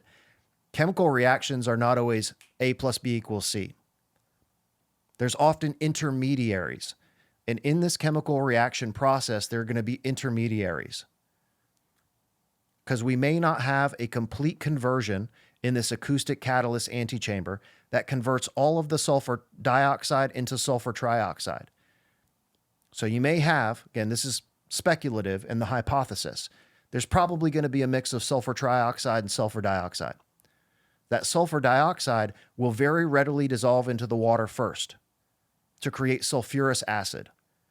Then the sulfur trioxide will easily dissolve into the sulfurous acid to create a dilute solution of sulfuric acid, which manages the reaction process. This is done super intentionally because it prevents the accelerated reaction of just trying to dissolve sulfur trioxide into water. So again, all we're doing is filling the Grand Gallery, allowing our gases to dissolve into the water, and the dilute sulfuric acid. This whole system prevents the entire reaction from boiling over violently. So by raising the water slowly in the Grand Gallery, we're controlling the reaction and managing this extremely potentially violent exothermic reaction. Chemists out there will understand why this is important, because you don't want to pour water into acid. It's extremely violent reaction. You want to gradually bring your water into contact with that and allow those sulfurous and dilute sulfuric acid to form first, because it makes it a lot easier. This is what we do in our modern contact process, where we don't dissolve the sulfur trioxide into water. We dissolve it into sulfuric acid, which is why I mentioned that at the beginning, because they do the exact same thing here to control this violent reaction. Okay. So now I'm just going to run the animation, filling the Grand Gallery, pulling the water, pulling the gas into the Grand Gallery, creating our product solution. Okay, so now let's talk about the acoustic catalyst antechamber and the dielectric material. So here in this image, we have lightning striking the pyramid. The pyramid itself is a giant dielectric. Limestone is a dielectric, red granite is a dielectric, and we have the iron veins coming out the bottom. This is just to demonstrate the concept that the Great Pyramid is a dielectric capacitor for storing electric fields. Okay, so inverse piezoelectric effect. Instead of piezoelectricity, where we have mechanical stress that produces electricity, the inverse piezoelectric effect is the exact opposite, where you apply electricity and induce an electric field to create ultrasound. Same way an ultrasound machine works today. We talked about the serapeum being ultrasound transducers, where we apply voltage to create ultrasound to drive the chemical reaction. Same process here with the red granite inside of the Great Pyramid. So here we have the sulfur dioxide being pulled up through those grooves into the acoustic catalyst antechamber, where those ultrasound waves are converting the sulfur dioxide into sulfur dioxide and sulfur trioxide that is dissolved in the grand gallery. This is just illustrating the reaction sequence, a diagram that shows the whole thing with the red granite inside of the antechamber generating the most profound acoustic catalyst ultrasound. The entire King's chamber is going to create the same things, but it's concentrated in the antechamber so that when those gases are pulled through the antechamber, they're exposed to high intensity, concentrated ultrasound vibrations within the cavity above the slabs, making sure. So it's the same way a catalyst chamber works today. This is when we pull gases through a catalyst chamber, you're exposing it to a high intensity reaction environment that converts those A and B into C. Exact same thing that we have here with the antechamber. So sonochemistry. These are just several research papers showing that what I'm talking about with ultrasound catalysts is 100% true. It's called sonochemistry, is a branch of chemical research dealing with the chemical effects and applications of ultrasound waves. Here, sonochemistry is the use of ultrasound to enhance or alter chemical reactions. This is 100% a real process, and they refer to sonochemistry in this article as quote unquote a black art. Just so happens that alchemy is also known as the black art, the art of the Egyptians, the chem, K-H-E-M. The etymology, the root word for our modern word chemistry comes from Egypt, the black art of alchemy, which is why I call my work the land of chem, C-H-E-M. It's a play on words for the original name for Egypt, which is the land of chemistry. It's the birthplace of chemistry. Okay. Study reveals the Great Pyramid can focus electromagnetic energy. Super important paper. And I'm going to run through this real quick and show exactly what they did. So they built the Great Pyramid in a software program called COMSOL Multiphysics. Multiphysics modeling software. I've been in contact with the engineers. I talked to them about the hypothesis. I would love to get an engineer and somebody that has access to this software to help me do what we need to do. Somebody out there has got to have the contacts and the engineering to know how to make it, because you could demonstrate everything I'm talking about in COMSOL Multiphysics. So they rebuilt the pyramid in this software. And they shot, you can see here the arrow coming down from the top. They used electromagnetic waves in the radio frequency range. That was the input, right, in this model. And they showed that when they shot these radio waves into the pyramid, look here on the top right, this is electric field on the top. On the bottom is magnetic fields. So if you look at the top right, you'll see that at the wavelength of 200 meters, which are very long wavelengths, radio waves, you can see all the red. The concentration of the electric field is directly around the area of the King's chamber. You see that little rectangle? That's the King's chamber in their model. It's in the same position. And if you look at the top right, you can see that intense red is the concentration of electric fields from this input. Again, we're not generating electricity. We're not generating electromagnetic waves. We're putting it into the system. That's why the Great Pyramid is designed this way. It's used to harness input, electrical input, not as a product, as an input and a power source coming from Earth's electricity. This is, again, diagram showing it at 230 meters wavelength. You can see just the rectangle is concentrated on the left. And on the right, we have better concentration surrounding both the King's chamber and the area of the antechamber. So these electric fields are going to activate the inverse piezoelectric property in the quartz, producing ultrasound. This proves the capability of the Great Pyramid to concentrate these electric fields. And when you induce an electric field in red granite, it is going to produce ultrasound vibrations. That is the magic of the Great Pyramid and its catalyst system. They also did it from below. You see the vector here is now coming from below, the arrow coming from below. And they found that when you have the energy coming from below the Great Pyramid, if you look at the top right there, look at the concentration of the electric field at the top of the pyramid. So instead of radio waves, imagine this as being telluric currents. Telluric currents coming from below the structure are going to create Tremendous electric field accumulation on the top of the pyramid. And look how it doesn't include the capstone. You see there how there's no electric field in the capstone? Yep. Great Pyramid never had a capstone. It was intended to be left flat because of this purpose, because of the intense electric field concentration where the energy comes from below, from the telluric currents that charge the structure, that create electric fields on the top of the Great Pyramid that become your target for negatively charged lightning strikes. This is creating an electric field. We talked about this with stone circles, are doing the exact same thing. Using telluric currents to generate an electric field charge on the surface of the Earth that creates a positive charge to attract negatively charged cloud-to-ground lightning. It's the exact same thing. Demonstrated experimentally in this study that the Great Pyramid, when the energy comes from below, is going to develop an intense electric field on the top, the target for lightning strikes. Here, they added the substrate. So in the experiments before, it was in a no substrate, nothing below. Here, they added the bedrock substrate, and they found that some of the energy goes into the ground. Some of this electric field goes down into the ground, as would be expected.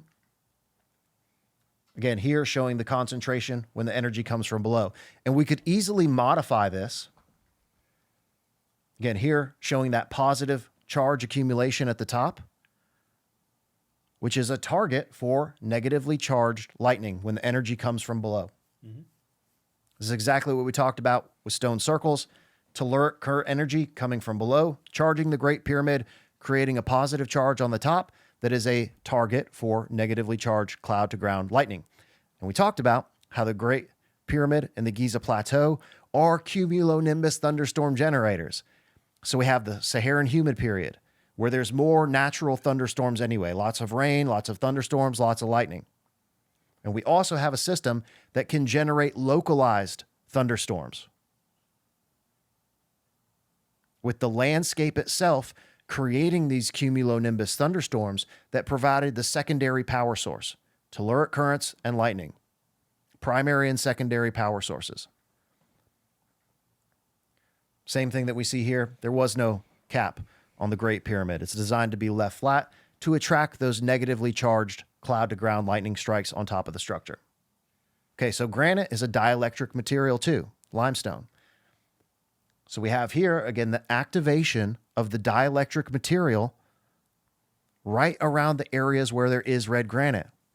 This is an intentional geometric design of the Great Pyramid, was to do this, to create electric fields inside that red granite to activate the ultrasound, which is the catalyst that drives the chemical reaction.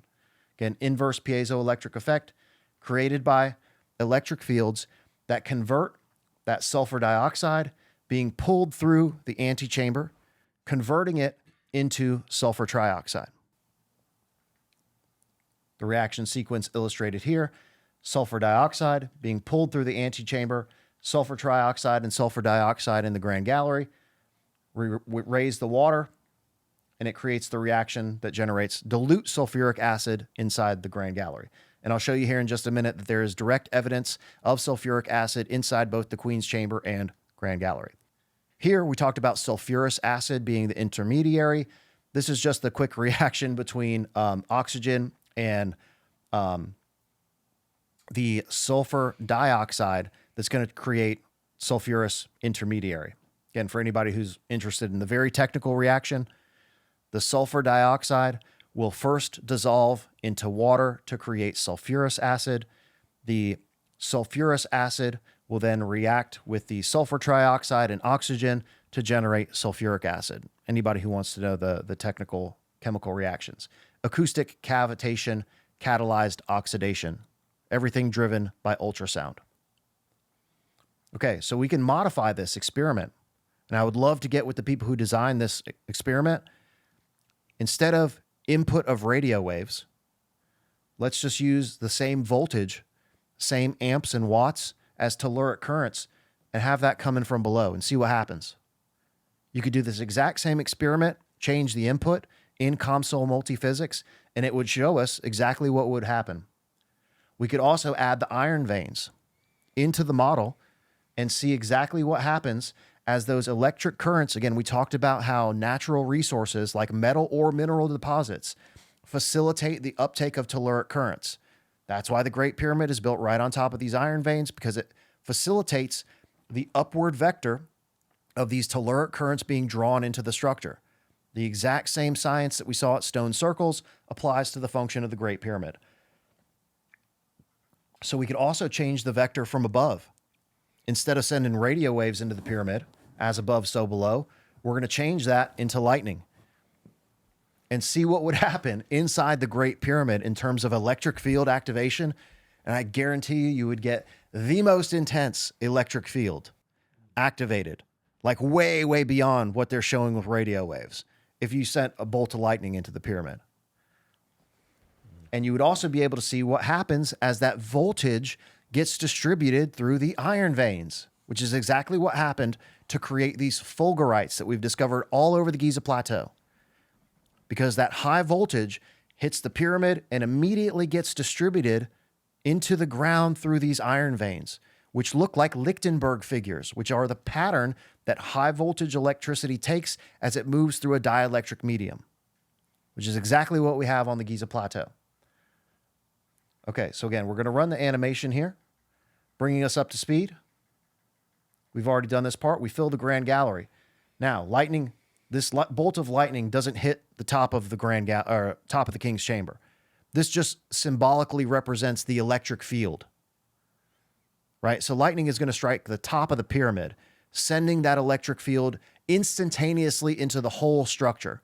This is just showing that that's where it comes from, that little lightning bolt there. That doesn't represent, again, to clarify for anybody watching this intensely, that lightning bolt, it does not strike the top of the King's Chamber relieving chambers. Those are encased in the structure. Lightning hits the top of the pyramid. This represents the electric field being induced in that area of the structure in the dielectric material, which is basically the same way a capacitor works. You send voltage into the capacitor stores the energy. So that electric field surges through these red granite components, activating this acoustic catalyst, ultrasound. Then we do the exact same process we already talked about. We pull the gases into the Grand Gallery, fill it with water, and then extract the product. Just run it one more time, and that'll bring us to the end of the function of the Great Pyramid. Again, electric field surging through the red granite, pulling air in through the air shafts, raising the water again to create the dilute sulfuric acid, which is extracted through the Queen's Chamber. Okay, Central Pyramid, just real quick. Where does this stuff go, and what are they using it for? Very good question. Yeah. Okay, so a portion of the sulfuric acid is distributed through a shaft system into the Central Pyramid to create hydrochloric acid. The remainder is distributed to other areas on the Giza Plateau for metallurgy and mining applications that happen directly on the Giza Plateau. Okay. And there's a very specific reaction that happens between sulfuric acid and limestone that actually protects the limestone and prevents acidic erosion. Super, super important detail. Some people are like, oh, you can't put acid in a limestone pyramid because it's going to dissolve the whole thing. There's a very specific reaction that happens between dilute sulfuric acid and limestone that creates a protective coating. And we have chemical analysis of this protective coating. Central Pyramid takes the sulfuric acid from the Great Pyramid, reacts it with sodium chloride to produce hydrogen chloride gas, which is then dissolved into solution to create hydrochloric acid.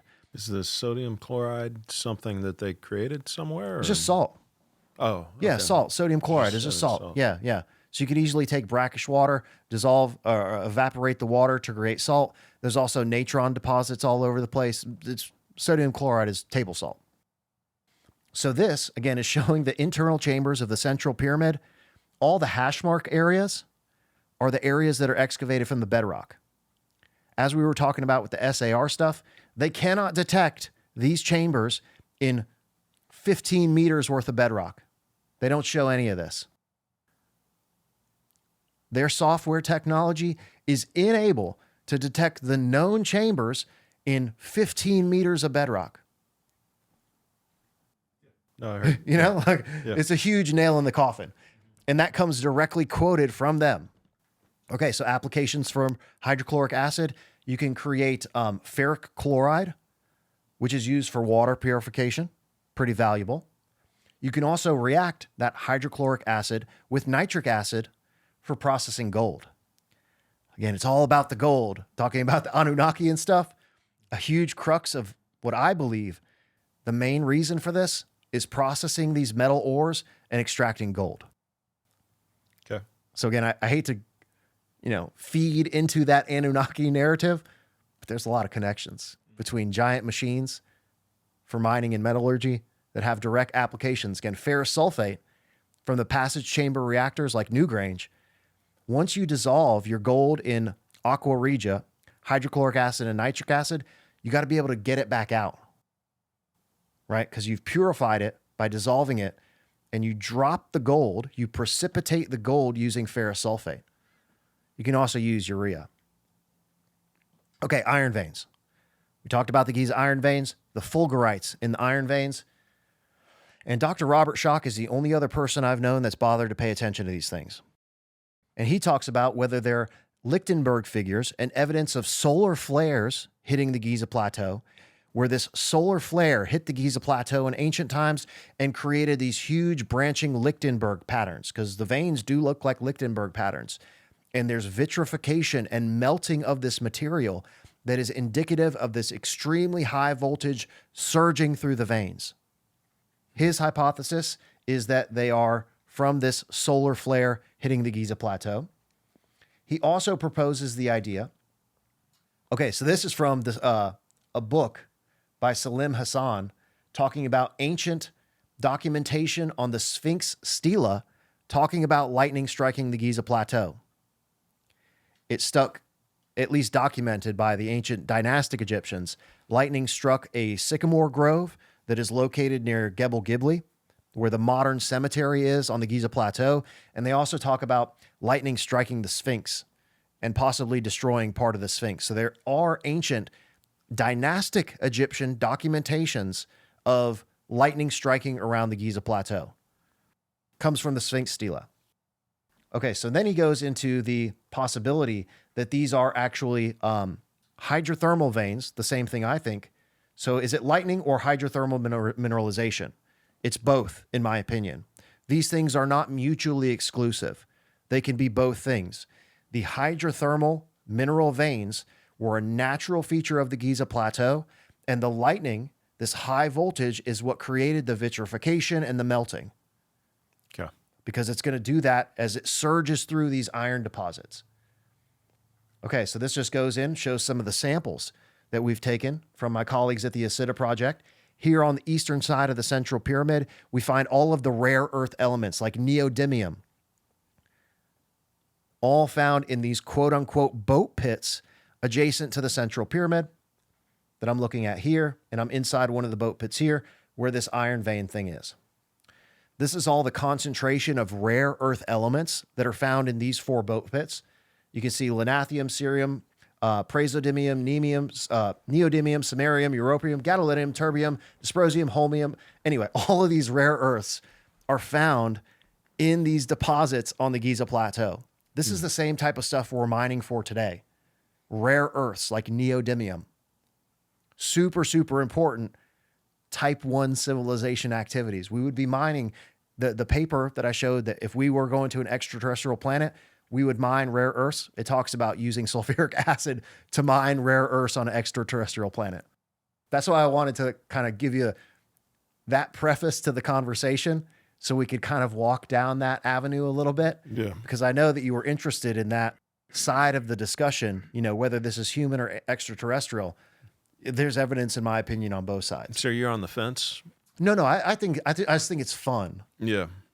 For speculation purposes and shits and giggles. So you 80-20? What are you? I'm 100% human beings. 100% human. 100% human beings, but it's super fun and entertaining to talk about the other side. So there's evidence. Okay, 95.5. Okay, there you 95.5. go. Yeah. There's It's evidence possible. for it. Oh, dude, there's these things existing. Yeah. The fact that they physically exist. So we were talking about the Red Pyramid model. Yeah.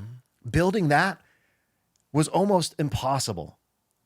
We did it. It took a year just to make that plexiglass. And John, again, shout out John Sage. You are a saint. He did that in his spare time, very slowly building each component to create that red pyramid model. And the whole thing blew up in 30 seconds. Building a replica, imagine trying to do that from limestone blocks. Yeah. It would be impossible to build a small thing. The fact that these things even exist is a testament to that 5% of the 95.5. Yeah. No, I mean, it's not zero. It's definitely not Yeah, zero. okay, 95.5. Yeah. Because I love, I mean, again, for my own personal entertainment, which a lot of that Anunnaki stuff, and it's all entertainment, you know? People want that, right? They're so fed up with modern reality that they need that release and that escape. And that whole topic gives people a release, and it gives people a escape from the current condition. So it allows us to fantasize about these ancient civilizations and aliens coming to Earth. I like that. You know, again, that's where I started my whole journey. You know, when people start to explore possibilities that are no less ridiculous than some of the possibilities that are being taught in schools today. Sure. Yeah. Again, both sides of the coin, right? Yeah. So again, I'm kind of a middle ground person where I don't think it's book stuff. I don't think it's that. It's somewhere in the middle. But again, when I got started with all this, I was looking at Agartha and the hollow earth, artificial satellite moon, Anunnaki, all that stuff that people get into. Dude, I was into all of that stuff. And the moon, again, don't get me started on the moon because we'll be here in another 4 hours. The moon's weird. So pretty weird stuff going on with the moon, right? The moon's weird. So we don't even know what that thing is. Right. So a lot of the stuff that we've been taught in school and we're provided with this narrative from the government and the powers that be, I don't believe that stuff either, right? There's a middle ground between these two things. And again, I was about to go down a rabbit hole of the Agartha and Hollow Earth and the Hopi Ant people and people coming from underground and all this crazy stuff that's not crazy, but mythology that comes from ancient people here on the planet about civilizations underground being the possible source of human life on the surface. And again, there's a huge discussion to be had there, but let me not get off track. Okay. So in these deposits, again, we have stuff like nickel, lead. This is a platinum. So there's platinum. Elon Musk said if we were looking for evidence of an ancient civilization that was super advanced, we would look for platinum and titanium. Both of those things are found. Titanium, ilmenite, is an iron titanium oxide that's found all over Egypt. This iron titanium oxide. We also have the platinum deposits in all of these iron veins. This one is almost 35% platinum. Here we have neodymium. This one is 30% neodymium, the sample. So super high concentrations of these rare earths. This one has some thorium. This is an unusual sample. It's got lanthanum, cerium, neodymium, and thorium, along with some aluminum. There's phosphorus in this one and iron. But, you know, again, concentrations of super valuable rare earth metals are found in these iron veins. This is silver, 41% silver, 58% silver, 70% silver. So we have highly electrically conductive metals that are in these veins also. Okay. So they were utilizing, again, these natural resources for the distribution of electric current all over the Giza Plateau, which is directly related to the function of the boat pits. So this is gold samples. This one, gold, is 55%. And again, the fulgurites that we found near the trial passages are evidence of this high voltage from lightning moving through these iron veins. What is a boat pit? The boat pit. So this is one of the boat pit, quote unquote, boat pits. They're ruts cut into the bedrock. And I'll show you a diagram showing these boat pits. Again, we found multiple fulgurite samples on the Giza Plateau. The first one was found by the trial passages. This is one of the quote unquote boat pits. Definitely not a boat pit, but that's what they call them in conventional archaeology. These ruts. There's several adjacent to the Great Pyramid, several adjacent to the Central Pyramid. I'll show you a diagram that shows all of them real quick. But this is where we found another one of the fulgurite samples from sample 34. Again, these silicate microspheres. And that paper at the beginning was talking about sulfur silicate minerals, exactly what we're finding all over the Giza Plateau. This is an iron vein that goes from the surface down into the Osiris shaft. This is on the second level of the Osiris shaft where these huge iron veins are precisely integrated into the chambers of the Osiris shaft.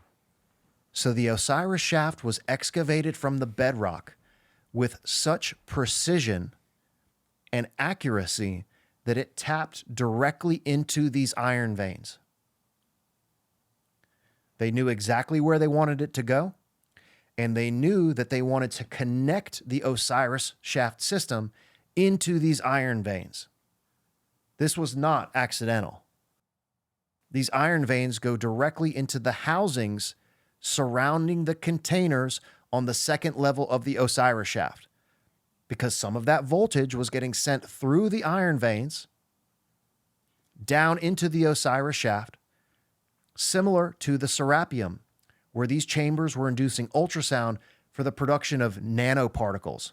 I don't have time to get into the Osiris shaft, but I got some long research episodes on my channel that talk about the function of the Osiris shaft.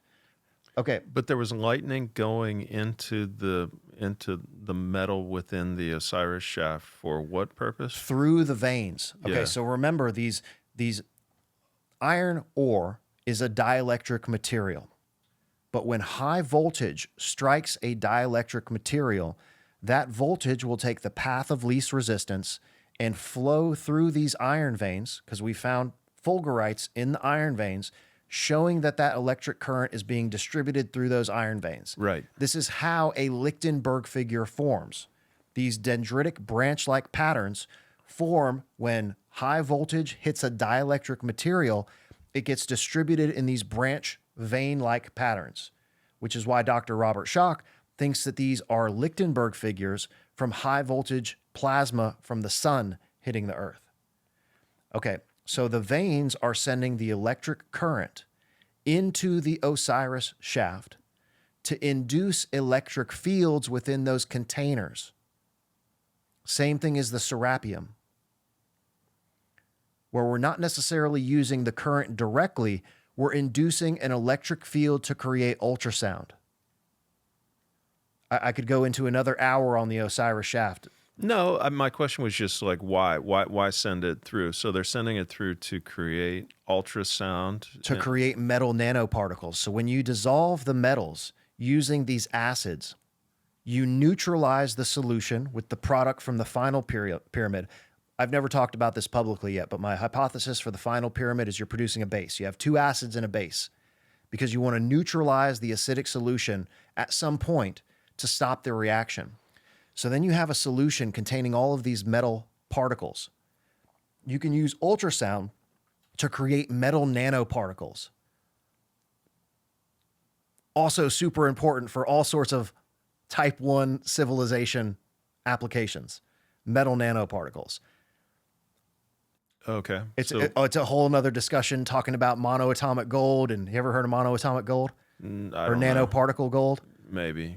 Oh, dude, it's a whole other thing. We'll be here for an hour, and I want to get to the conclusion But with just at least explain what it is. yeah. So a metal nanoparticle is the tiniest particle of metal that you can create. Yeah. So you're talking about like at the atomic level, you're 3D printing metal, basically. Not 3D printing, But but breaking down large molecules of metal, like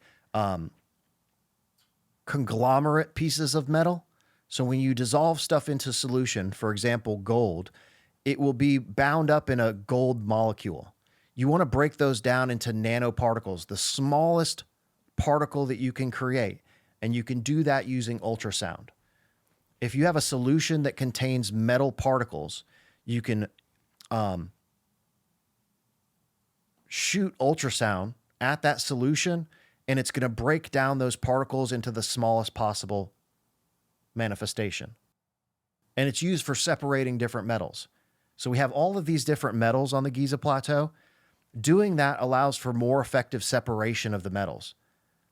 So if we want to process titanium, we can put titanium ore in the deep bedrock pits adjacent to the Osiris shaft. You can extract that titanium and then separate it out from the solution. And then you have nanoparticle titanium. Extremely pure. It's a way to purify and separate metals. The Giza Plateau is a huge metallurgical, mining, separation, and processing complex that uses these acidic solutions to leach mine out the ore and extract various metals. So there's these deep bedrock pits adjacent to the Central Pyramid Causeway. Those are ore pits where you place ore inside of these deep bedrock pits. The bedrock pits get filled with the acidic solution, extracting the ore.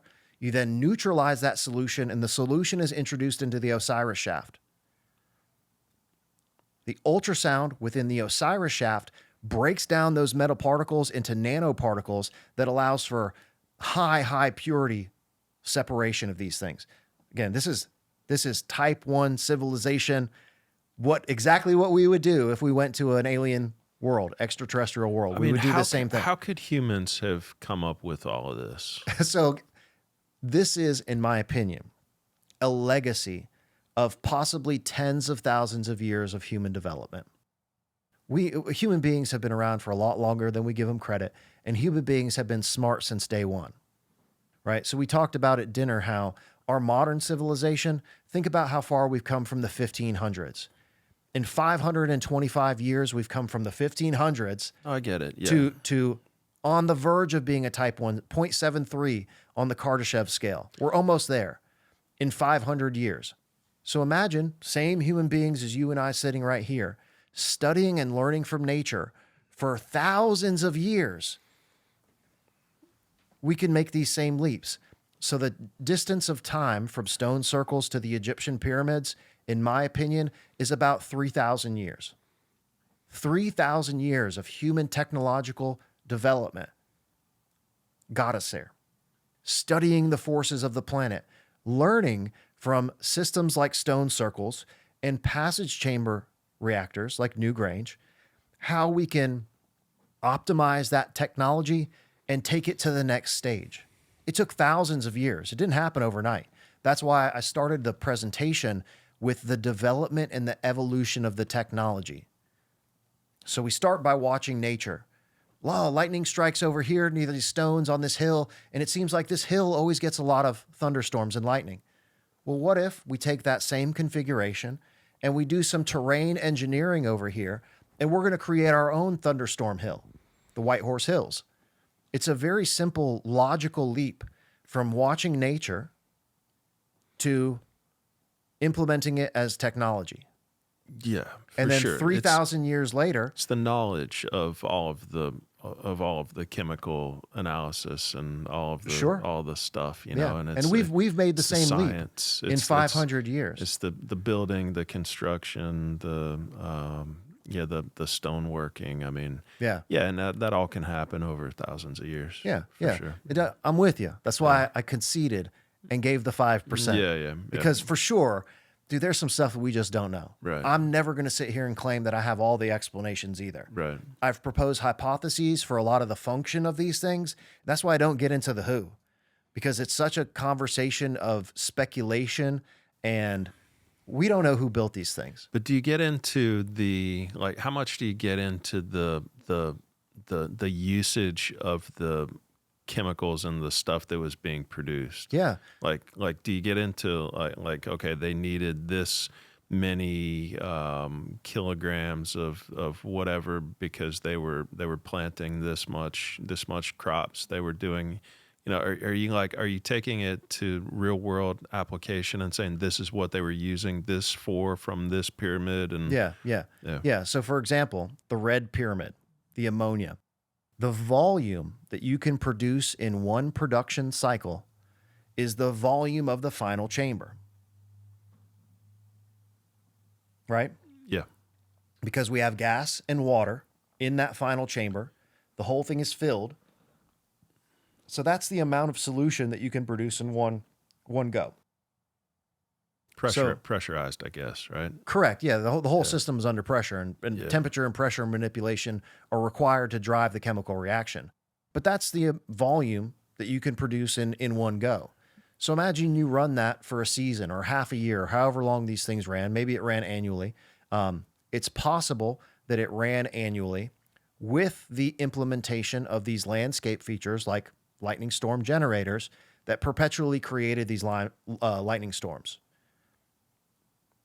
It could have also been seasonal, depending on when these thunderstorms naturally occurred. So let's say it's running annually. You're constantly producing volume after volume after volume after volume of the final synthesis chamber, which is pretty good for ancient technology.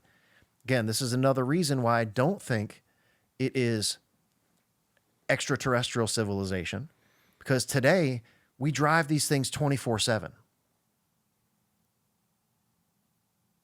24/7, we're making ammonia. 24/7, never stops. These systems are not designed that way. It's cyclical. It requires charging from below. The lightning, again, you got to generate the storm to have the lightning. The whole system is designed for one run, and then it resets. Okay. And you got to run the whole thing over again, which is, again, it's not, to me, that's not, if a super advanced, let's say type 2 civilization came here, they would not build pyramids. We would have something completely different, remnants of something completely different here. Okay. This is not, it's comparable to our modern industrial scale chemical manufacturing, but it's not the same. It's ancient chemistry. They may be utilizing the construction materials and Earth's power source a little bit differently than we do. And there's certainly some remarkable optimization of these features, like using lightning-induced electric fields in red granite as an acoustic catalyst to make sulfuric acid. That is groundbreaking chemistry. That's not and mundane? Physics. Not mundane. Not mundane. Okay. It's in my opinion awesome. Yeah. But people don't like it because they want it to be making power. In my opinion, there's zero evidence of this thing making electricity. And I'll get into that here in just a second. Yeah. How much time we got? We have about an hour. Oh, perfect. Ryan, let's roll. Yep. Okay. So this is down in the Great Pyramid. In the Yep. subterranean chamber of the Great Pyramid, we find these iron veins. So this is documenting that there are iron deposits in the core of the Great Pyramid. Okay. This next one is inside the Central Pyramid. You can see this entire chamber is excavated from the bedrock, with the exception of the roof beams. The roof beams are limestone masonry. Everything else is excavated from the bedrock. You see here in the corner, I'm shining a light on an iron vein that has been removed and filled in with concrete. Here's a close-up of it. You can see that reddish-brown material in the white patch. That's iron oxide. These exact same metal ore deposits run through the core of both the Great Pyramid and the Central Pyramid. And I mapped these things. Okay, so here, look at the Great Pyramid on the top. You see those black holes, the vertical holes? Those are the boat pits. And they call them solar boat pits, like the solar boat of Khufu. These boats were supposed to be placed in these pits. Maybe I don't see it. Where is it? So the Great Pyramid has the red dot. Yeah. If you go to the right, you see those black vertical slots. Go up, Ryan. No, go up. Yep, right there. That's a boat pit. That's a boat pit. And the one you were just on is also a boat pit. And I'll highlight these in a diagram in just a minute. Those are called boat pits, Yeah.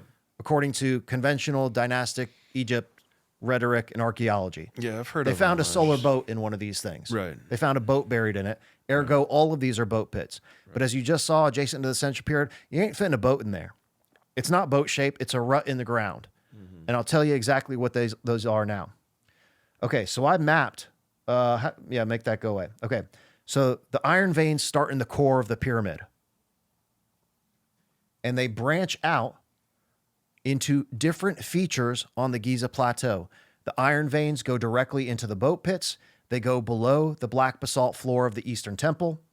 They go into all of the satellite pyramids. And I have tons of on-site footage showing this mapping process, where I've walked over the Giza Plateau in probably a dozen hours worth of footage on my channel showing this entire mapping process. There's veins that connect the satellite pyramid into these structures over here. There's a vein that goes and connects down into the Osiris shaft. There's a huge vein that connects the Great Pyramid and the Central Pyramid. There's veins that go into the boat pits adjacent to the Central Pyramid. There's veins that go from the Central Pyramid into the Eastern Temple, all the way down to the Sphinx enclosure in the Valley Temple.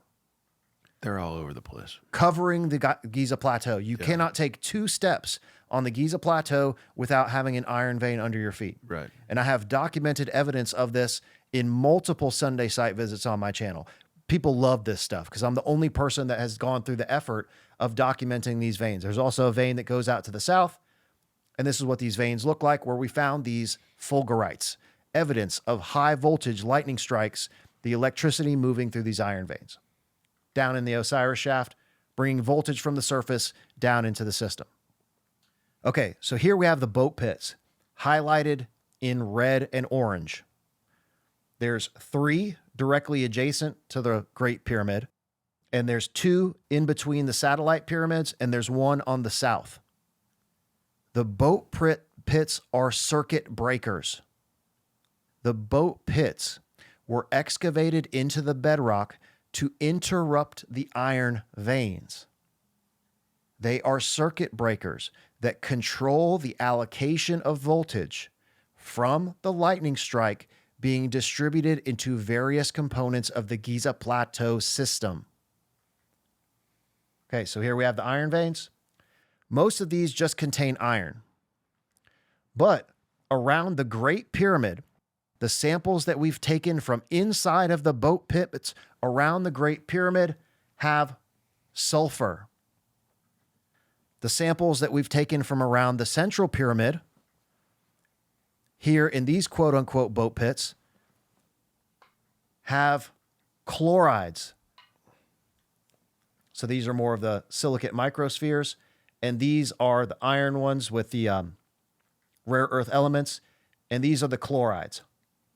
Okay, so again, super important detail here.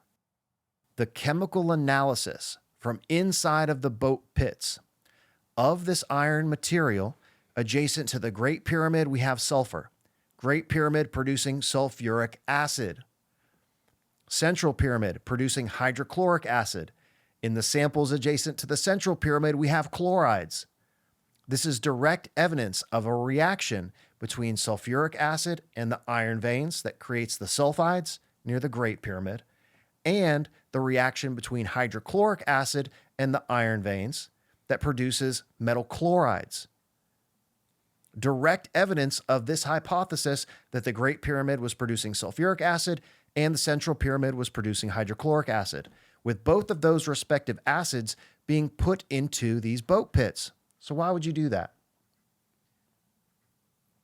So here's a picture from me down inside one of these boat pits adjacent to the Great Pyramid. And again, these veins are on both sides of the boat pit. The boat pit interrupts the iron veins. So sulfuric acid and hydrochloric acid are electrically conductive. These are what open and close the circuit breakers. So for example, when these boat pits are empty, no electricity is going to flow through the veins. So boat pit, boat pit, boat pit, boat pit, boat pit, and these are the veins. I've mapped this and documented all of this. If the boat pits are empty, no voltage is going to flow through the rest of the veins because it stops, it interrupts, it cuts those veins in half. So voltage can't go across. Same thing on the Central Pyramid. Boat pit, boat pit. They aren't boat pits, they're circuit breakers.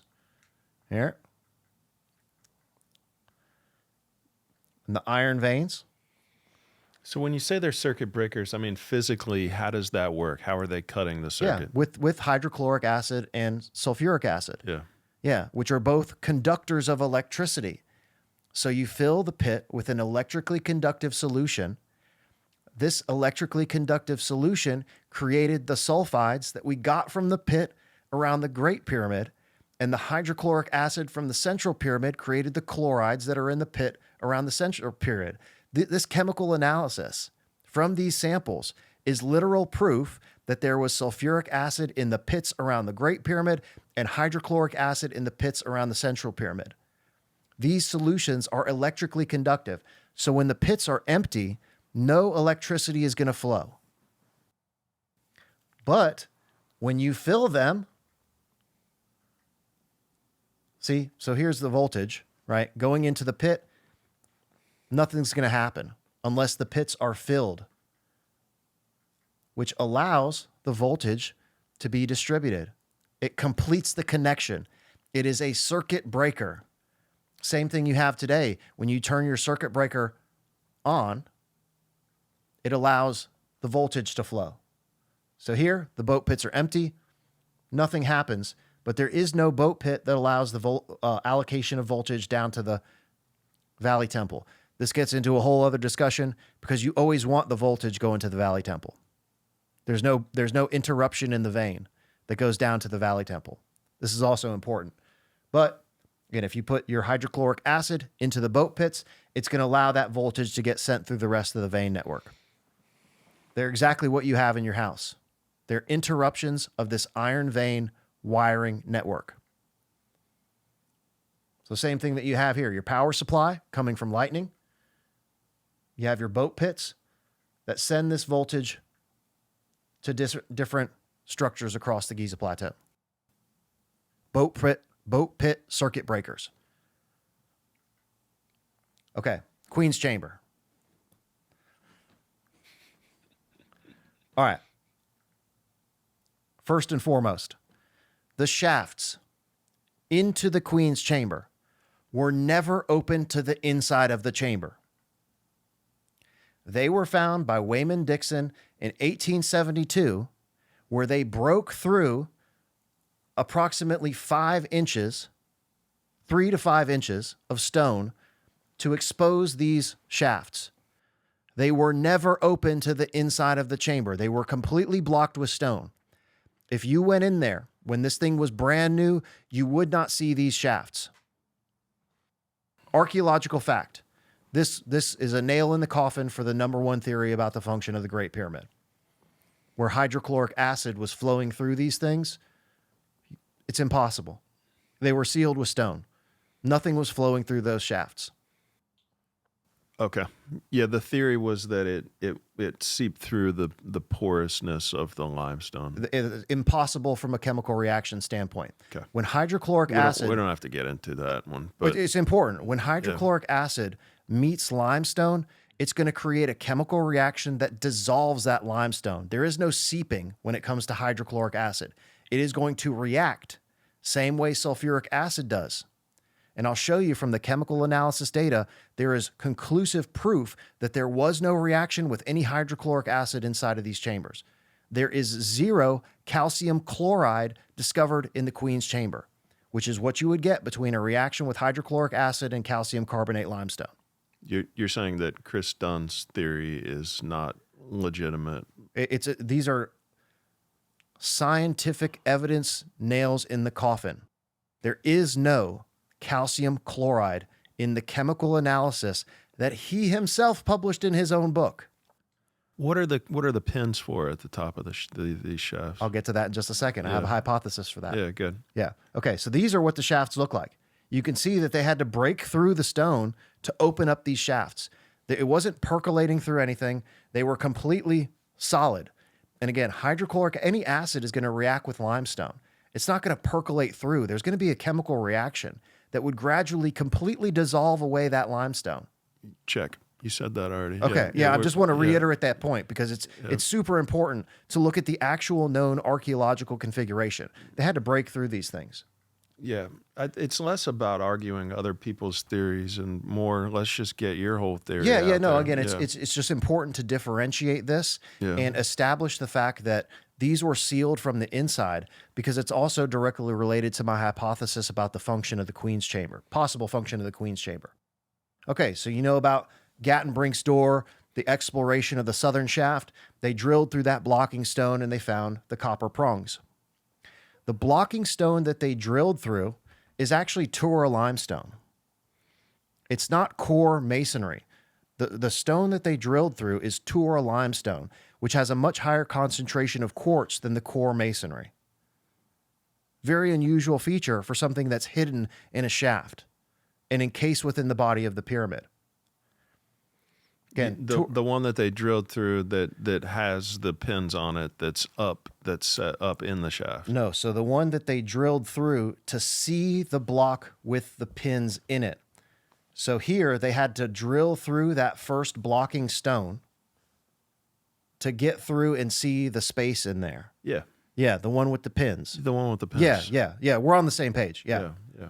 Tour limestone, not core limestone. This is super important because Tour limestone has a high content of quartz. Inverse piezoelectric property. Okay, so again, we're going to induce voltage or induce electric fields in anything with either limestone or red granite. That quartz inside that Tour limestone block with the pins in it, I think the pins were designed to concentrate the electric field. You put an electrical conductor inside that block, it's going to facilitate the uptake of that electrical field inside that block to induce ultrasound. Why would you want to do that? An ultrasound flow meter. These are meters that shoot ultrasound waves into a pipe to monitor the flow of the material inside the pipe. They do not connect to the inside. They are on the outside of the pipe, separated from the exterior of the pipe. And they shoot ultrasound waves down into the system, and they pick it up through the receiving crystal. Okay, so now let's apply this same idea to the configuration of the Queen's Chamber. So we have these shafts. So now we're going to turn this thing vertically. Okay? So we have our sealed pipe or Queen's Chamber, and these shafts do not connect into the Queen's Chamber.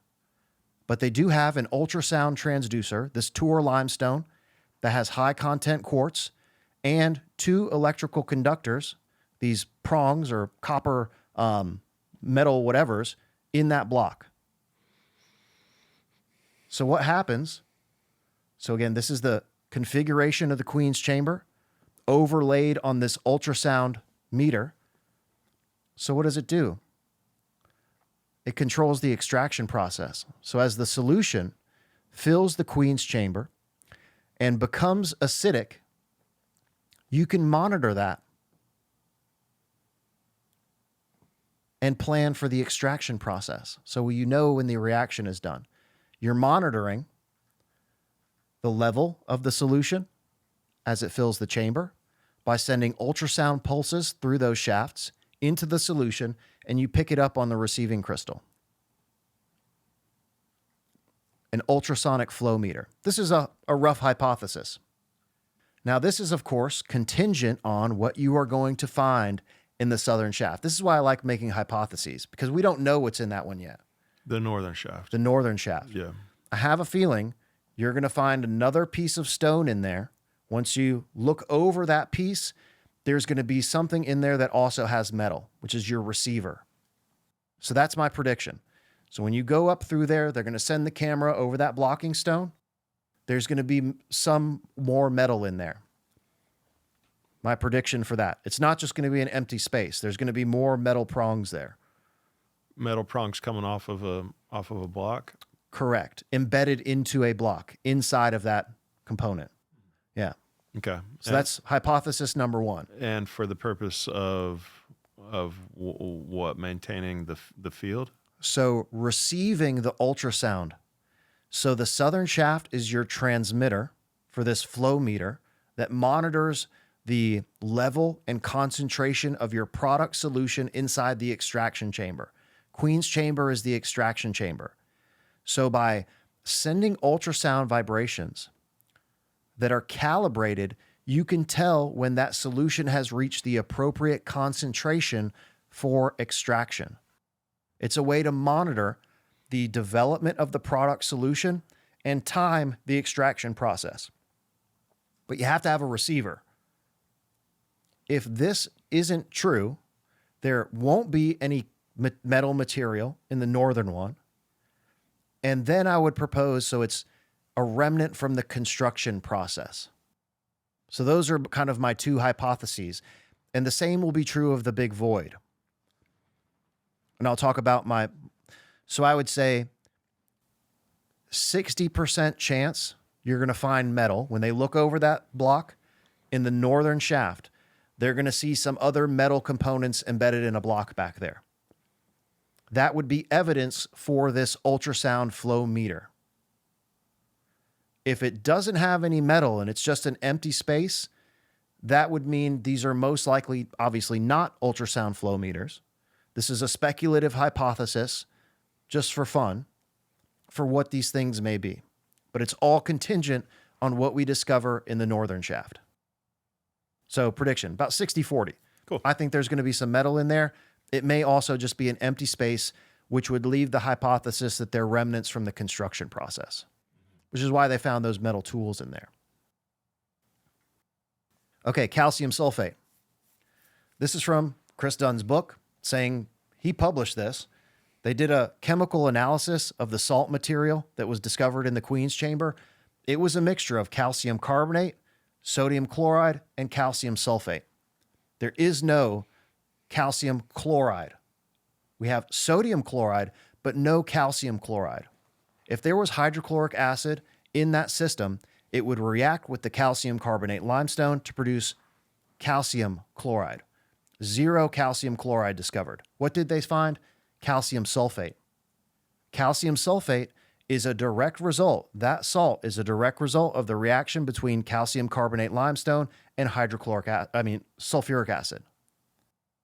It's a different product in there. Sulfuric acid is the actual product of the Great Pyramid. And it just so happens, and this is a piece of calcium sulfate, calcium sulfate anhydride, which it looks exactly what we find inside the Grand Gallery. This type of salt covering was covering the Grand Gallery as well. And this was documented by Zahi Hawass in their restoration of the Grand Gallery and Queen's Chambers. They removed all of this salt coating, and he wrote a full article about the removal process.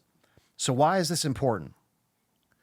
So when sulfuric acid reacts with calcium carbonate, it creates this calcium sulfate, which is insoluble in dilute sulfuric acid.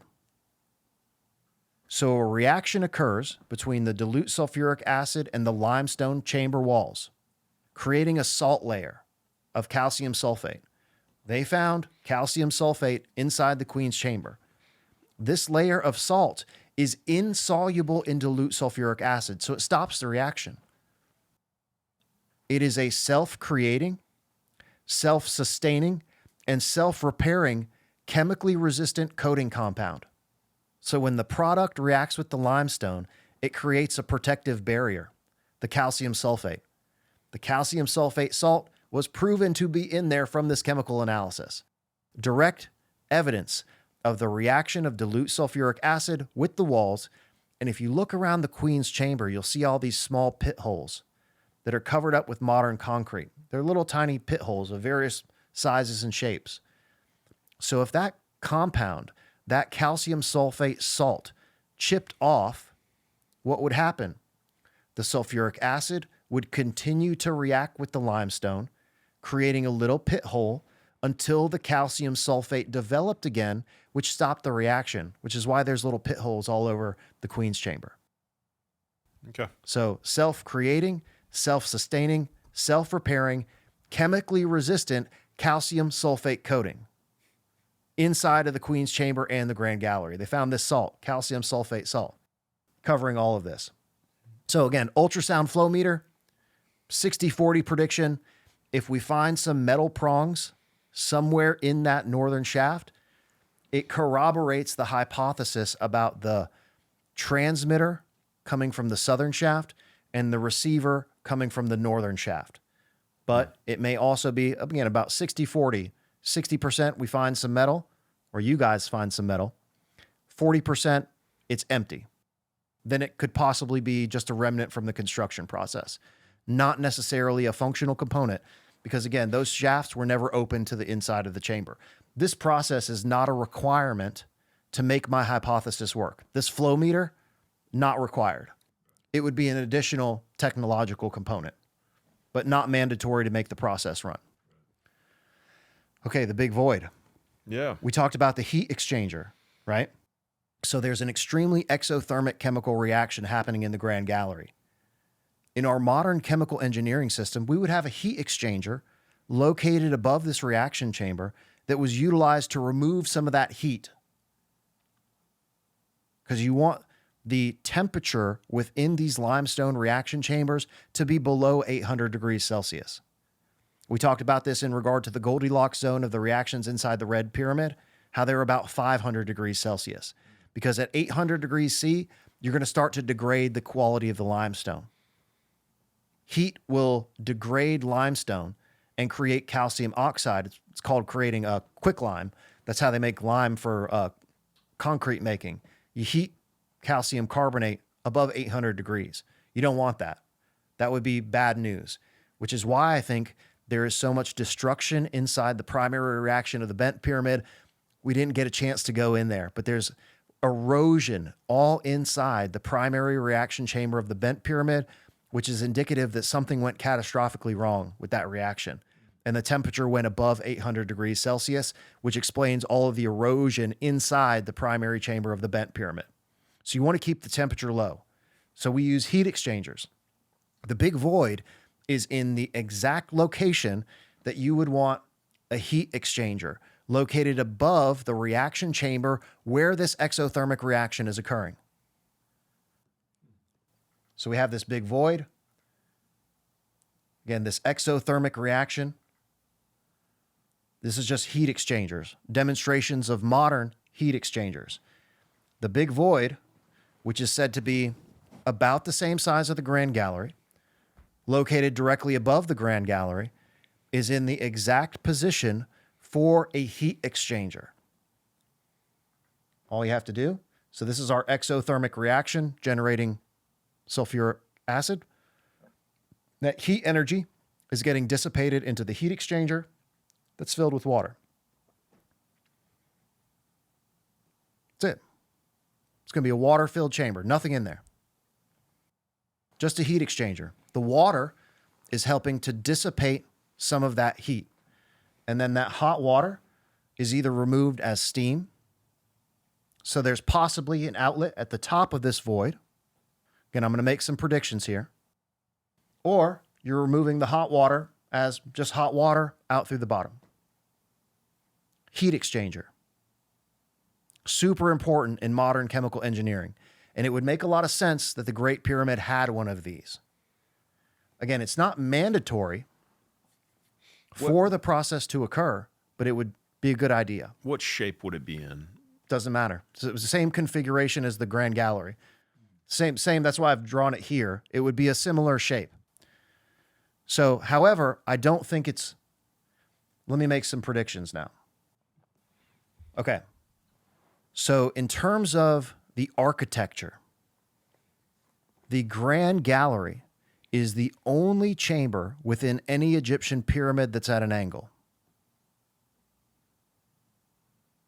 It is not a very advantageous configuration to have a bunch of weight on top of this angled chamber. So from an architecture and engineering standpoint, it would make a lot of sense that you have a void, just an empty, vacant cavity located above the Grand Gallery to relieve some of the weight, because it's not on a flat surface, it's at an angle. Not very good to have a bunch of weight bearing on top of that chamber. So, prediction number one. It is going to be probably 60 to 70% a completely empty, vacant cavity. Not even a chamber. It's just a cavity left within the core of the Great Pyramid from an architectural and engineering standpoint to relieve weight above the Grand Gallery. So 60 to 70% chance that it's absolutely nothing. It's just a big hole. An intentional hole that was done from an engineering standpoint, because you don't want a bunch of weight bearing down on that slanted chamber. Okay. It's the only chamber of the pyramids that has that configuration. And it's not ideal. You don't, because the whole thing could collapse because it's not on a stable platform. So let's call it 70%. It's just an engineering component with absolutely nothing in there. 70%.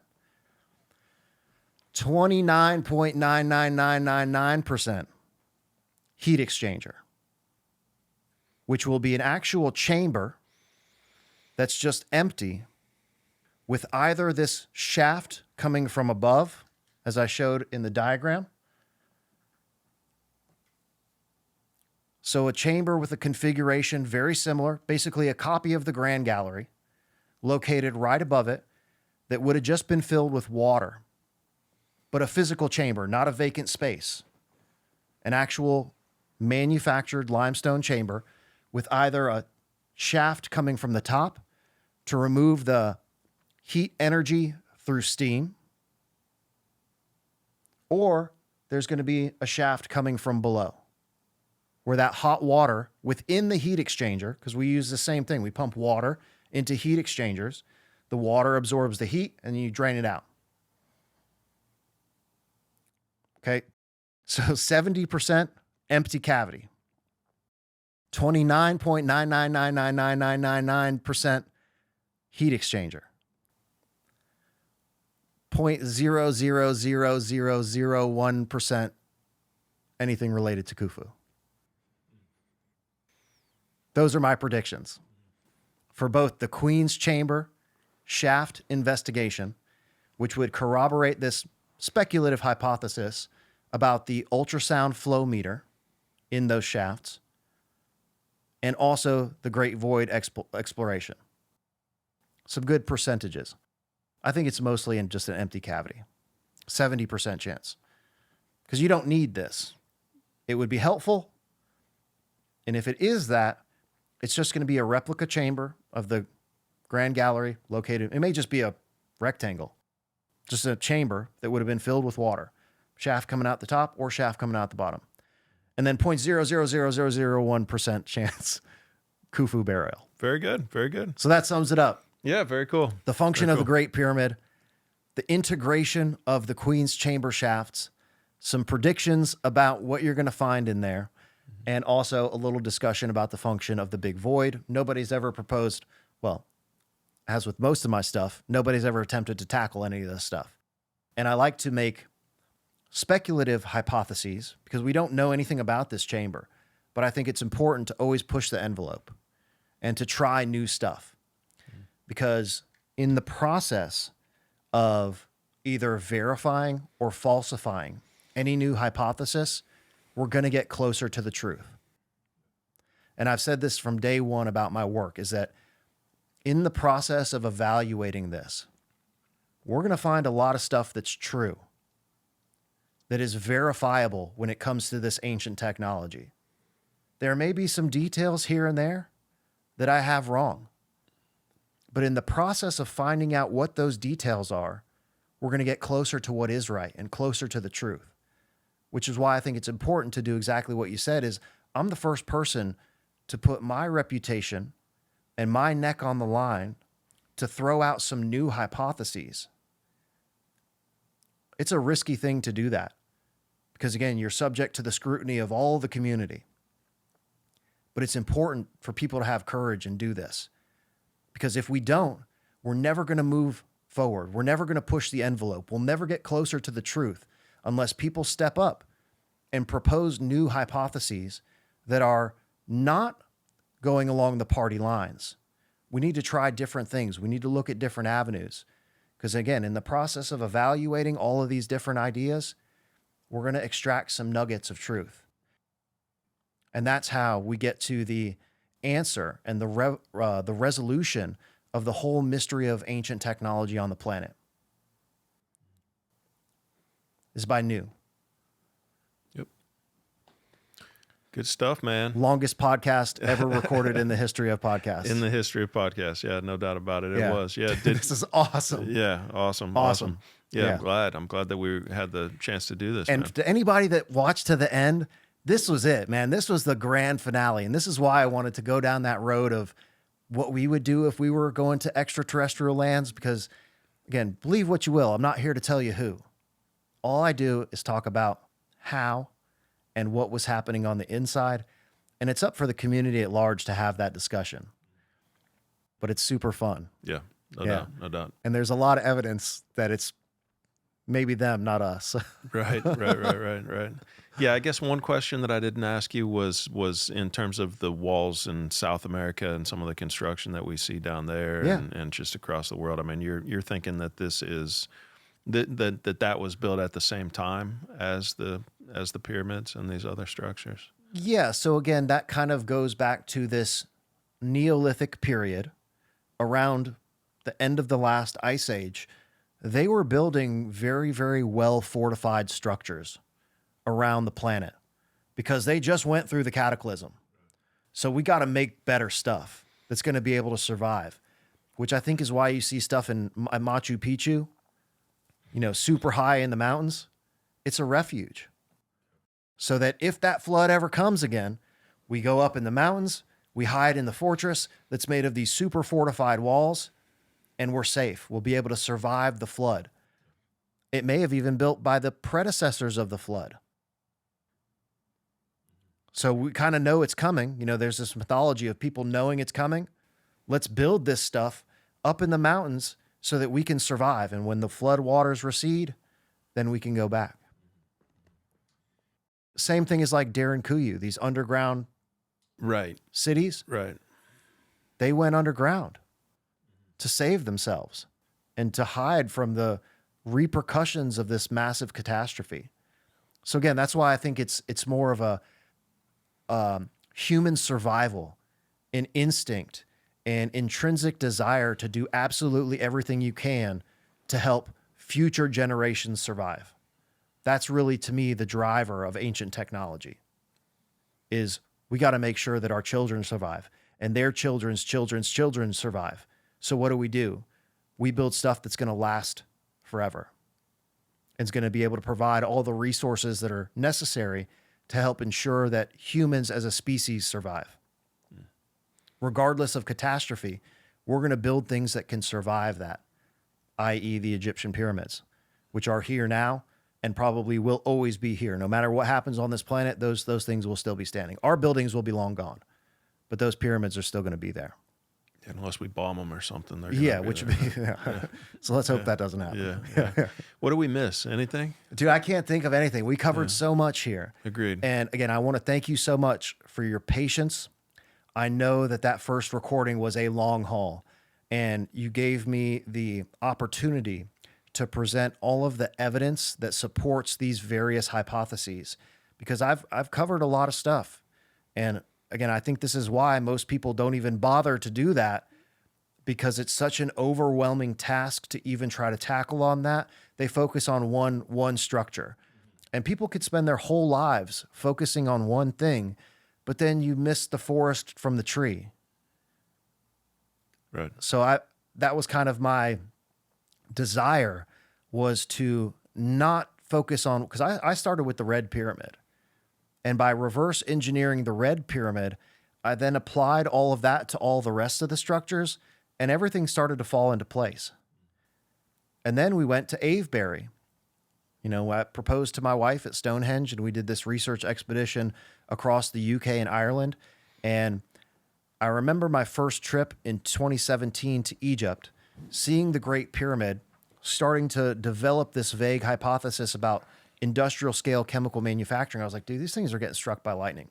If there's any thunderstorm in the area, again, during Saharan humid period, they're natural targets for lightning. Yeah. I thought that back in 2017. It wasn't until I went to Avebury in, I guess this would have been 2022 or 23, going to Avebury, that I started looking at stone circles as targets for lightning strikes. Then my research took me to Japan, looking at stone circles all over Japan. So this process has taken me all over the world to places I never thought that I would be able to go. Yeah, it's cool, man. And seeing everything has opened my eyes to a technological system that existed across the globe that, again, is utilizing Earth's natural resources for all of the same processes, whether it be stone circles, passage chamber reactors, thunderstorm, cumulonimbus, white horse generators, pyramid structures. it's all, to me, the same mindset that engineered and designed all of those things for the benefit of human civilization at large. And as I told my wife, Alexa, when we were courting the idea of getting married, I have no idea what the next day is going to hold, or the next week, or the next month, or the next year. Living in Egypt is pretty crazy. And now we've branched out to part-time staying in Japan as well. So I'm very interested to see what happens over the next couple of years. Hopefully this will continue to gain traction and more people will at least entertain the idea instead of rejecting it completely, because it's not really along the lines of what anybody else is talking about.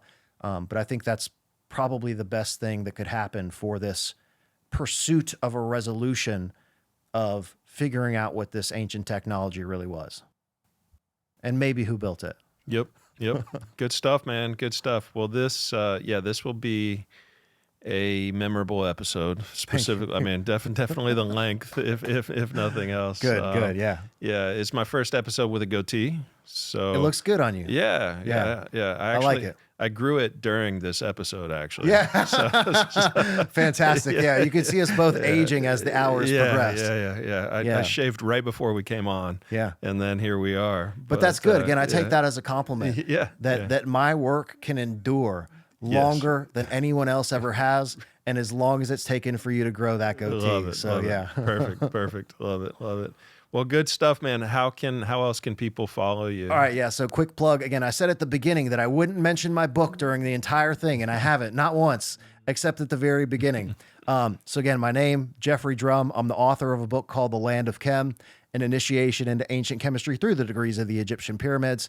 You can find me at The Land of Chem, CHEM, The Land of Chemistry, on all socials, Instagram, X, don't at me. My YouTube channel is The Land of Chem.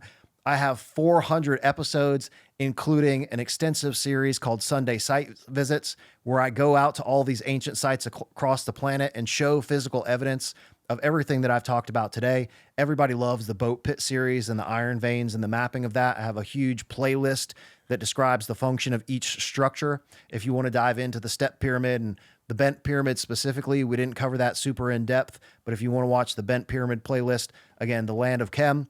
I also do tours in Egypt. I have we just finished in November, huge 13-day tour, private access into all three chambers of the Great Pyramid, private special permission to Abu Sir, extensive pyramid tour, Upper and Lower Egypt, Luxor Temple, Karnak Temple, Osirion, Seti I. We did everything in that 13-day tour.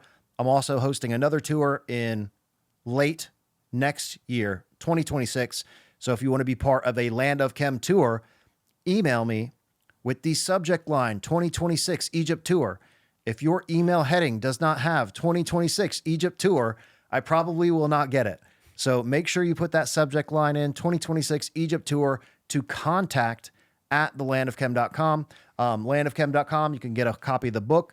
You can grab some Inazuma Kagaku lightning chemistry merch. I recently got this tattooed while I was in Japan by shout out to Shin at Funky Guns Kobe, my Japanese tattoo artist, who did the kanji calligraphy on my hand.